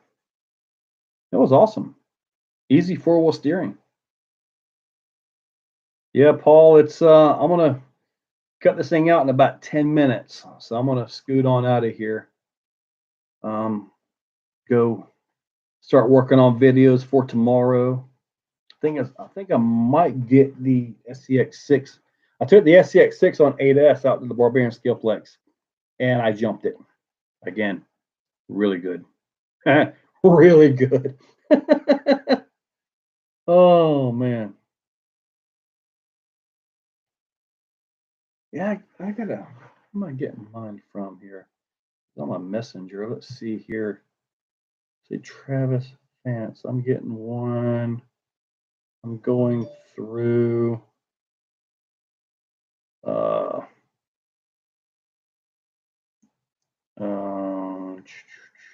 Oh heck, I don't see him on here.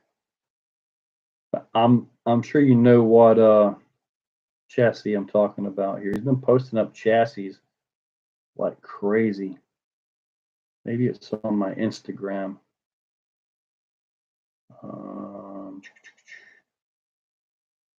Well, anyway, I'm sure you know what it was. You launched it. That was a big gap. Oh, you saw that, didn't you, Johnny? Yeah. I'm surprised I didn't land into a tree. How would I feel about a revolver, snubby, and a Capra? That would work. Just gear it correctly and drive right. That would work pretty good. I would think. I haven't done it yet, though.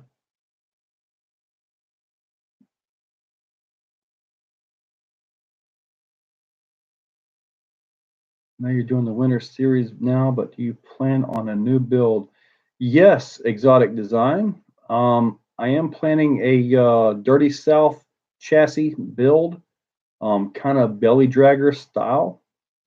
So yeah, I got that build hopefully soon. The axle is out at 1/10 RC, getting a servo on axle mount to fit the Vidavon housing. So I'll get the chassis in and start trying to fit stuff up and get things ready for the build series and get into all that. What are my other hobbies? Like Carla's RC Adventure. The other hobby that I really enjoy that I don't get to do it very much is sleeping. Yeah. SEX6 or Rift by Mr. Fat Faka 808. I love the name. Fat Faka. I like that. Oh man. If I had to pick one, I would pick the Rift because it's more suitable for more terrain and fits more stuff around here. Yeah. Paul Lockard, yes. I will do more of these. This is a lot more fun. I was kind of scared of it in all honesty. Like, man, live. That means like I can't mess up too much. I can't do a reshoot when I'm live. Yeah. Later, Carlos. Revolvers are awesome. I've not tried a snub yet. Now, the snub nose, they don't quite have as much torque as the 540 size, but they're still plenty strong enough. I'd probably keep the vehicle at about 6 pounds or under, and as long as you gear it right, it should run pretty darn good. Could you make a video with the new Vanquish that puts overdrives to test that will show if they actually help? You're talking about the Phoenix. I've got quite a few videos with the Phoenix. I think that's it right there. Yeah, that is the Phoenix. Yeah, I've done some videos with the Phoenix showing the different overdrive ratios and all that. Overdrive really works good in the turns. If the front can actually get a hook, then it really helps on the climbs. But if the front's so light it can't hook, it doesn't do anything for climbs at all. Thank you, Exotic. I appreciate that. David Cole. Well, hello. Got about 6 minutes left. I got to shut this thing down. Go get some drink. Let my mouth relax a little bit. My old flapping lips are flapping a little bit a lot. These old flapping lips. That's a good name too. I like that. If it pans out, I see an SCX6 in my future. I get a little remodeling work done in the house. Yeah, a blue one. Merry Christmas all. What's RC leftovers? Mike Mora. I've seen another video that actually showed that it was more harmful than helpful. In some ways, overdrive can hurt. It's not as efficient, and I've actually showed that. You can actually watch it drag as the vehicle was driving. You know, the efficiency and all that. But with the Phoenix, for example, 6.5 seems to work pretty darn good. If you're in the 33 and like you're side hilling, you're going to drag so hard. So you got to use it correctly to make it beneficial.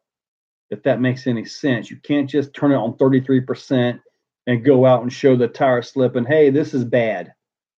No, that vehicle has selectable, so you got to use it correctly. I want to see that steady spin. I'm turning my SCX6 into LCG. Well, they got that G-Speed chassis coming out for SCX6.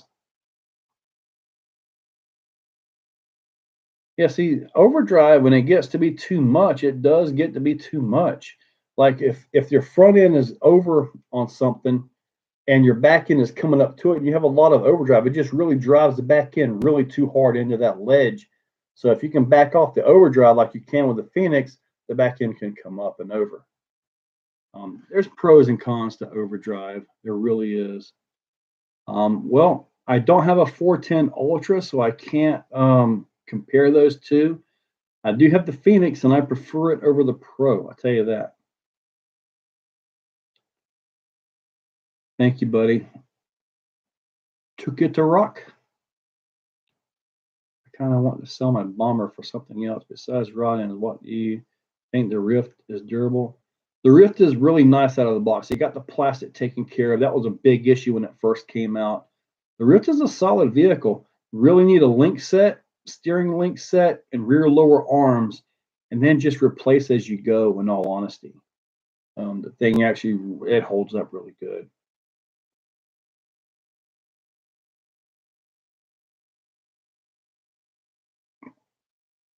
Yeah, buddy, thank you.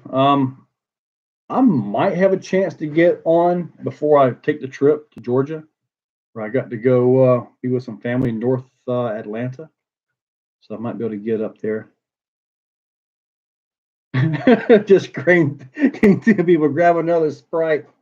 I could, but it'll take me a few minutes to run to the fridge and back. Diff lockers out, fellas. Later, buddy. Thank you for stopping in. How many drive all videos do we have left? I want to say about 11 or 12, maybe 14. I'm not sure. Yeah, that was from Wits. More the bit of on diff gears and cups to build a more bomb-proof Rift. Yeah, these old flapping lips. I actually went to build, put the diffs in today and found out that I've taken my seals out and this and that. So I've actually have another A-main order, bringing some seals so I can do that video correctly. Yeah. Comment. I mean, I can probably go for another 30 minutes, but I'm going to grab a drink. You guys let me know real quick if you guys want me to keep this going for a little while longer.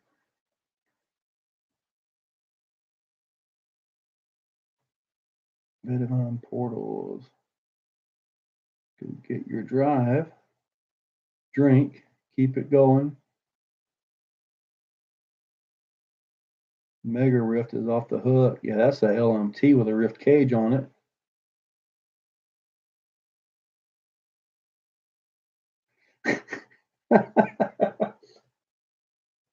Give me a minute. I'll be right back enjoy the scenery. Oh boy, hey, it feels good to stretch my legs now.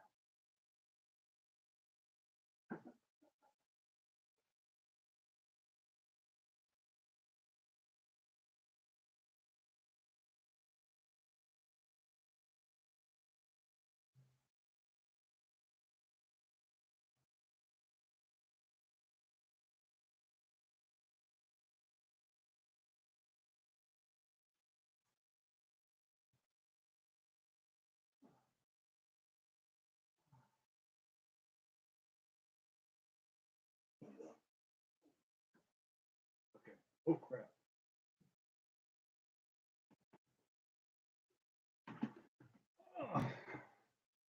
Coca-Cola this time.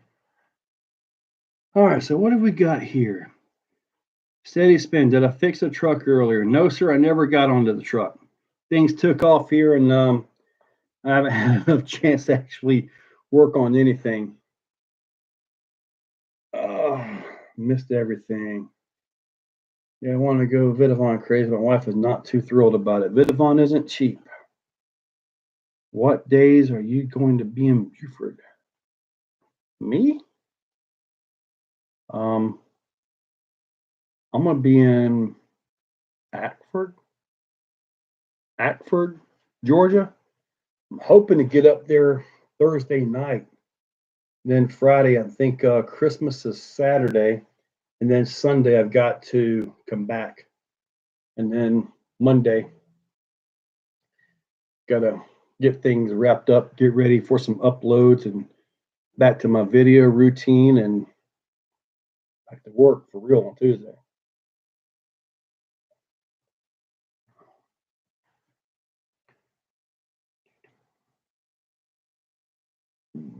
How's the laser nut been doing? Oath Keeper. Well, so far it's running good now. Had to do a lot of Vidavon upgrades on that thing. All of them.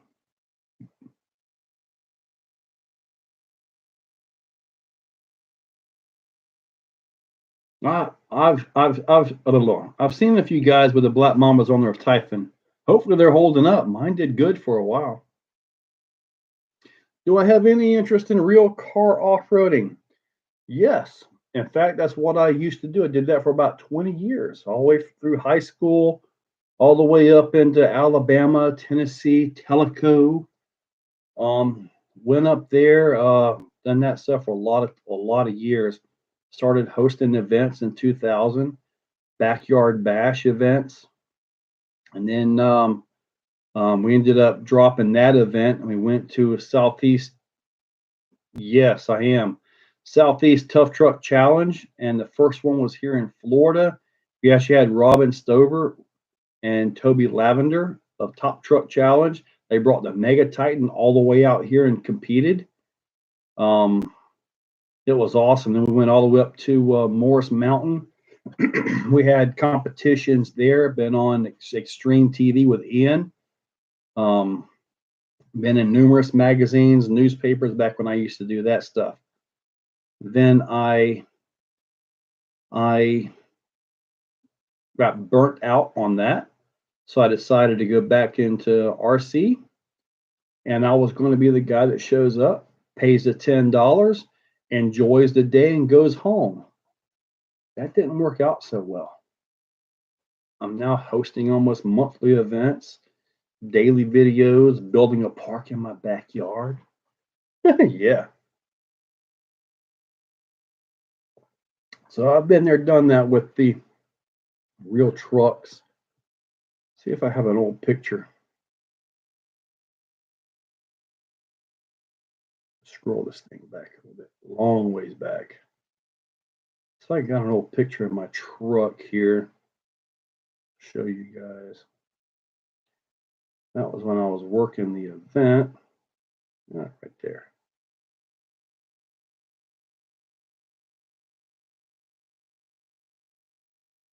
This is the truck that I built.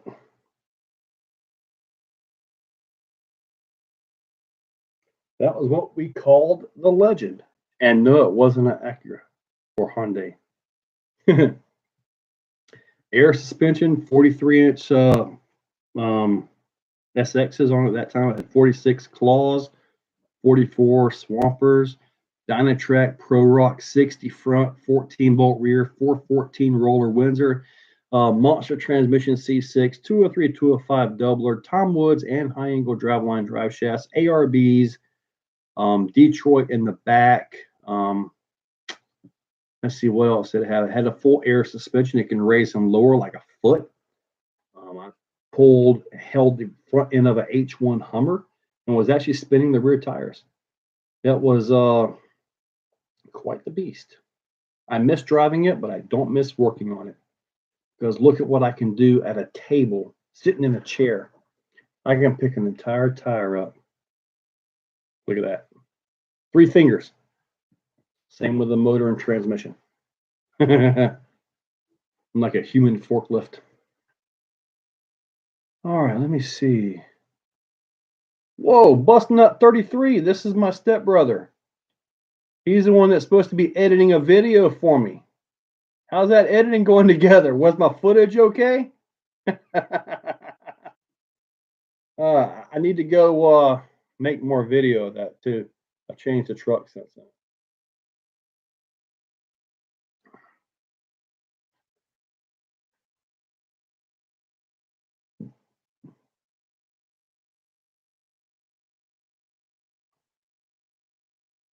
Lakeland, Florida. Not too far down south. I was in Tampa a little while back. Me and the wife went down to the Hard Rock Casino. Did pretty good, actually. Well, she did. I kept borrowing $10 from her. Kept losing it. Yeah. Coca-Cola got to get some caffeine in me since I now over 3 hours on this thing.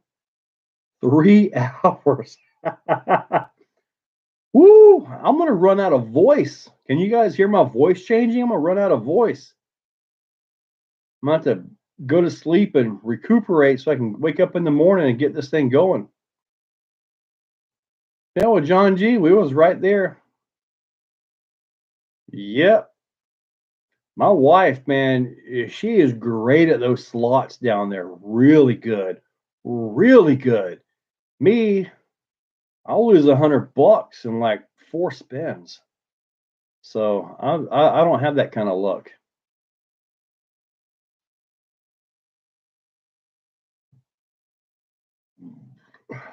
Ooh, oh, got a good burp going.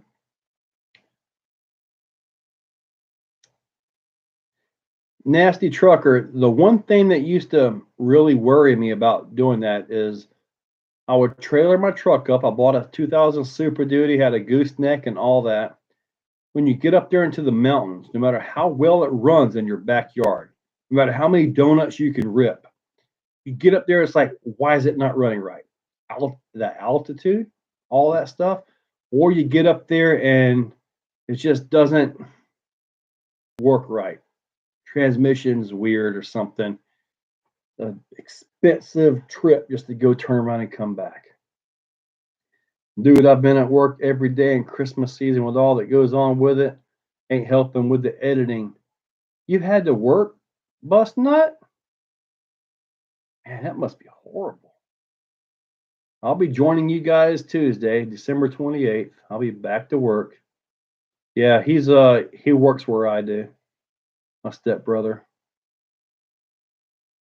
Does Vidavon make any Ascender parts? Not that I know of.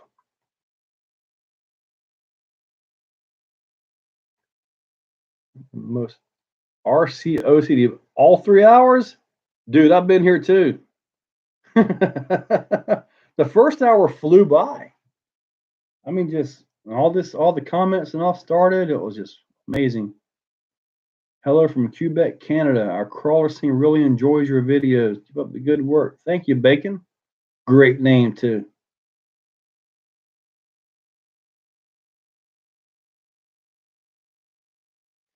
Thank you, Addicted to RC. I do what I can to answer questions, but, you know, I get so many on the channel that I can't keep up with them. I get to check here and there and try to do what I can, but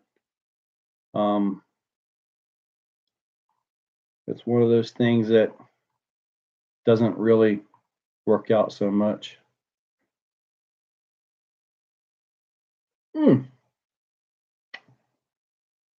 Just call it a mustache hair. How much would you say you invested into the Rift so far? By Mr. Fat Fucker. I love that name. God. I honestly don't know how much I've gotten into the Rift. It's got to be close to 3,000. Got to be with the portals, Vidavon, four-wheel steering. I think it's got everything Vidavon makes. I think I've got everything Vidavon makes on that truck, plus the portals. So yeah, I think it's close to 3. I'm not sure. I guess I need to add that up too to finish it this weekend. All right, Bust Nut. I just hope the video footage turns out. I mean, when I gave you that footage you got, okay. Move that out of the way. Move Mega Rift out of the way. Let's see here.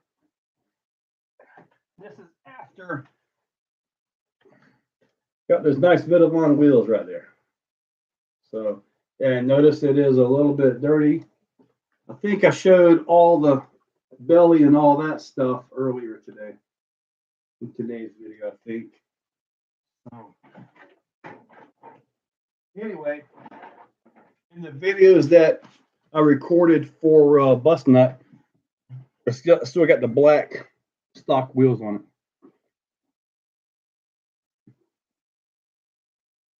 So, okay, I got something from FedEx. Hang on for a second. Okay, FedEx is delivering, I guess, tomorrow. I just wish I could get quick DHL from China. It's about a week and a half for me. Oh boy, Mahendran Gunaskaran. How much do you have total? I don't know. I don't know how much I've got total. I've got about 50 vehicles. I'd probably guess one of them's over 4,000. SEX6 is 3,600. Most of them are in the thousands easy. I got a ton, a lot. Yeah, man, I love that body cut. That body cut really made a difference. Wait, did the show, but I always enjoy your YouTube channel. Michigan loves you. Give it the good testing. It helps us make informed decisions. Thank you, Dan. Do my tire videos work up there? I mean, my terrain here is probably way different than yours. Tim Clark, how much does the SCX6 weigh now? Right at 29 pounds with two 4S batteries, 5,000 milliamp. What's your go-to crawler just to have fun with? The Rift. The Rift. That's a fun vehicle. Currently in pieces right there while I'm waiting for differential seals. Are you going to put the Vidavon links on your SCX6? Yeah, they already are. I got the links and the steering links. And I believe I may have a set of those in stock. You think Arma would make a crawler, Paul Luckard? Honestly, I don't think they're interested in a crawler. I think if they were interested in one, they'd already have something made.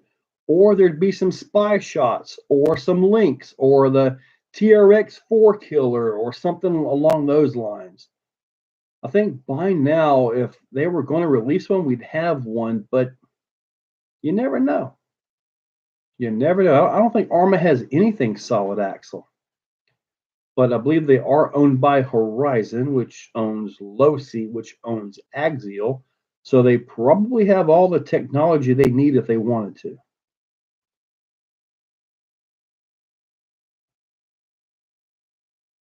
Yes, I have thought about the 360 camera. I have thought about it.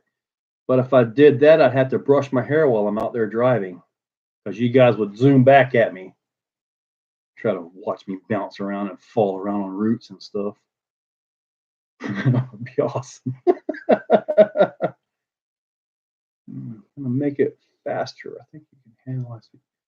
On 8S right now, Jet Raven, it does 25 miles per hour in second gear. I personally feel that's perfect with an 11 tooth. When I had the 1650 with the stock pinion gear, stock 14 tooth, it actually did 32 on 6S. And then on 8S, I abruptly destroyed that motor. And I'm assuming it might would have hit middle 40s with that setup without the motor dying so fast.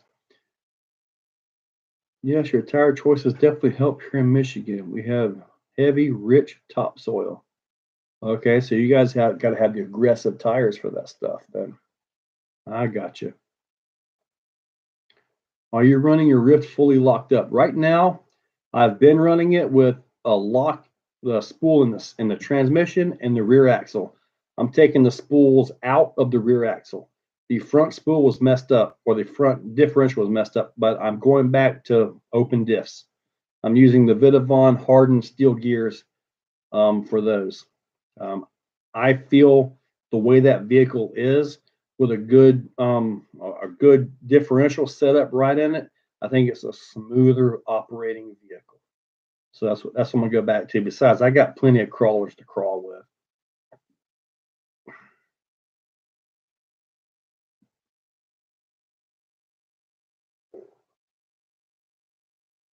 Yeah, the stock diff gears, they're horrible.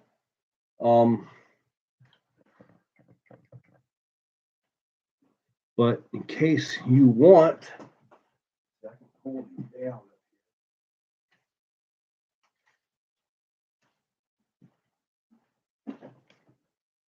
I've got some of these in stock. They're the hardened diff gears. So email me at exocagedrc@yahoo.com if you're interested in that. Mojave 6S videos by Mule RC. Yep. I had to repair both diffs on that today. And I put a Monster X ESC. No, I should put an 8S ESC in that out of the DBXLE, I think it is what I put in that. But it's got a normal 2200 kV motor now. The stock motor been gone on that one. But yeah, we will be getting some more some more 6S Mojave, because I'll be running this battery in it right here. Cnhl. I really like the graphics they put on these things. They're really nice. Somebody spent some time on those graphics.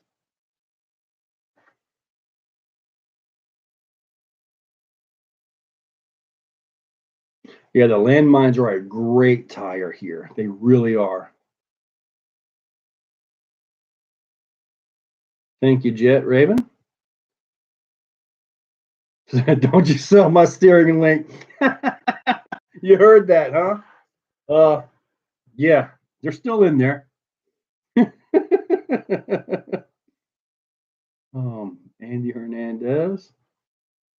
You should try out the J Concept Ruptures tire. I keep seeing that name. I really need to go check that out. J Concepts Rupture 1.9, right? Let's see. Let me look that up. J Concepts Rupture green compound. Okay, this is a big 2.2 is what I'm looking at right here. Oh, competition tire. Are they legal where you're at for scale comps? Here's 1.9.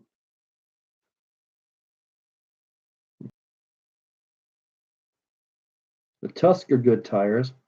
Those paddle tires on the Rift, yeah, that Rift is awesome with sand paddle tires.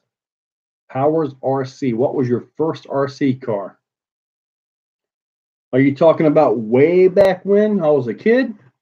I remember it. I think it was from Radio Shack. It was a little brown Camaro, about this long, had a little floppy metal antenna. Took it apart, could not put it back together. Long time ago. But it was a little brown Camaro is what it was. I saw the new Pitbull tractor tire. I saw that. They look a little bit mild as compared to everything else that's on the market, like the J Concepts Fling Kings or the Proline Black Mambas. Those are way more aggressive than what that tire looks like. But there's something about the tire that Pitbull has that might be interesting. The J Concepts and the Pro lines, they hook up so hard if you're able to spin the tires, you're probably flipping over. If you can spin those tires but stay tires down, it might be an advantage. 11 minutes left. I got you, Steady. I don't use them in organized comps only with our buddies. Okay. Yeah, see, I could see my guys here local kind of wanting to question those tires, the ruptures. I forget what they look like. There was another tire that was years ago that was like that. And it was more for competition, as in like crawler comp, not really scale stuff. Talking about the ruptures. Do you remember my Radio Shack yellow RC truck from back in the 80s? I don't know if I remember that one, Bust Nut, but I remember your Blackfoot and your Tamaya King Cab. I remember our Hobby World race when I was racing the Sledgehammer. You had the King Cab, and in the final, they said our times weren't much different from the Blackfoots, and they put us in there and we lapped them like twice. Yeah, I remember that. It's a long time ago, dude. We had that track in your yard. Yeah, I had the Traxxas Blue Eagle. Yeah, that was fun. And the brush motors, man. I was cutting angles on the brushes, trying to reduce the frictions on the commutator, to get the RPMs, to get that little bit of an edge. Yeah. Days gone by. Those were the good old days, and we didn't even know it. You never realize it. Do they make a better pan-hard link for the 10.3 besides that little thin one from stock? Honestly, I don't know, and I'm not sure if there's much room in there when it's compressed to do a whole lot more of a pan-hard than that. Are you bending it? I think mine's still the stock one that I had on mine. yeah, Buster. That was because your battery died. And I'm sitting there, I'm like, dude, I'm not letting these Blackfoots beat you. So yeah, I remember that now. And that was what, 70 years ago? I remember that. That was awesome. Was not going to let my brother down.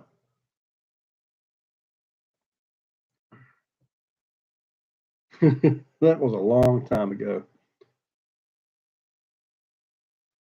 Right, Dan. I agree. Fun tire, but not really not scale legal.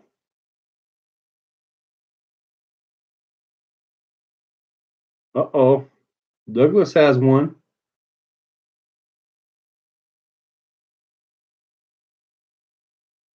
Now, one vehicle I would like to have from like the 80s was the Marui Big Bear. Man, if you had one of those, like brand new, still in the box, man, I tell you what, I think they're worth some money right now, the Marui Big Bear.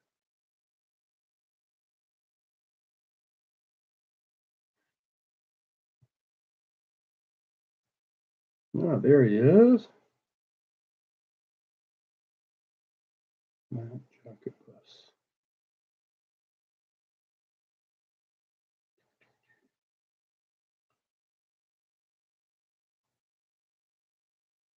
Okay. All right. Yes, I'm ready for Christmas. Oh, are we finally slowing down now?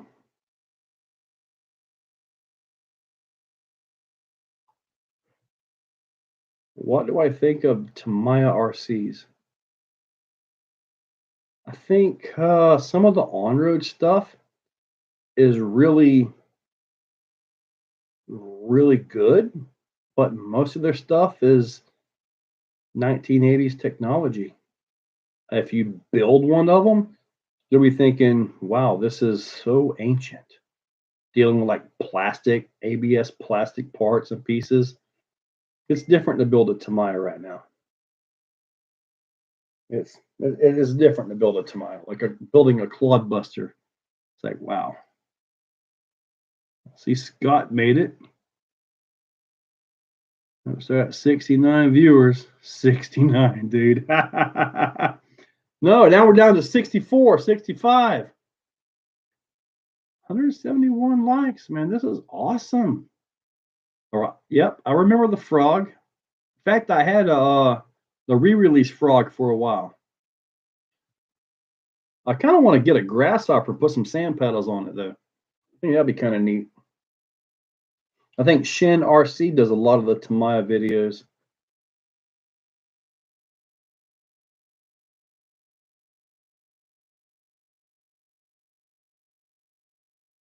Oh, Gallon of Moose. Was it Vanessa's lunchbox that you built? I love that joke.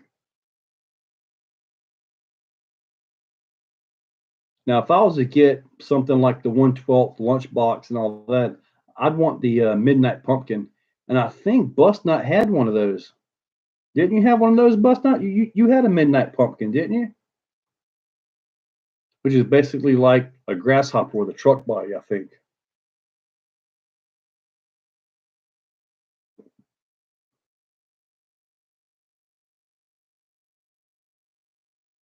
Dan, as far as using the gyro and your LMT cheating, you got to go by the rules of the organizer that you're racing with. If they allow it, run it. If not, turn it off. Yeah, Johnny, they are ancient design and all that, but they're different though. It's a different way of thinking. And then when you buy something like a clodbuster and you got to buy a bearing kit separately because the thing still comes with plastic bushings, you know? RC10, I remember the gold chassis. Yeah.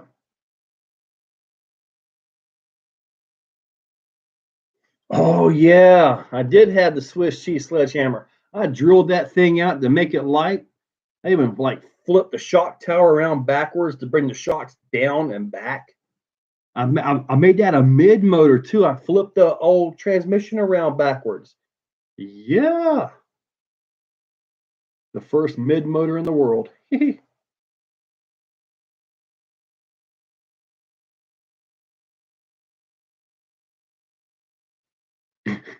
Steady is counting me down. Yeah, I do need to let this thing go. Maybe I'll be able to get back on here. What is it, Tuesday? If I'm not on the road Thursday evening, I'll get back on here about 6 or 7 o'clock Thursday. So that's probably what I'll do. Go ahead and set this one down and all that.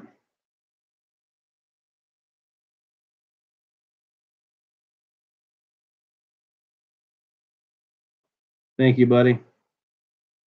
Yeah. Good night, Johnny. Yep. Minute and a half. 2 minutes. Minute. What a night. Did not expect this. This is awesome. So much junk mail.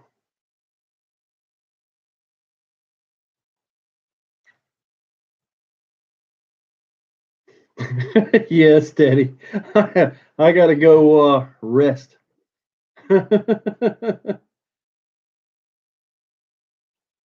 Yeah, I did beat that King Cab one time.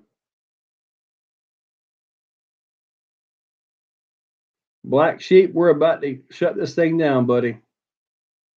Got about 30 seconds. I'm sure it'll all go into video where you guys can watch the whole thing and all that. So if anybody wants to sit down for 3.5 hours and watch this, I don't. Oh man, All right, guys, counting down. You got 15 seconds.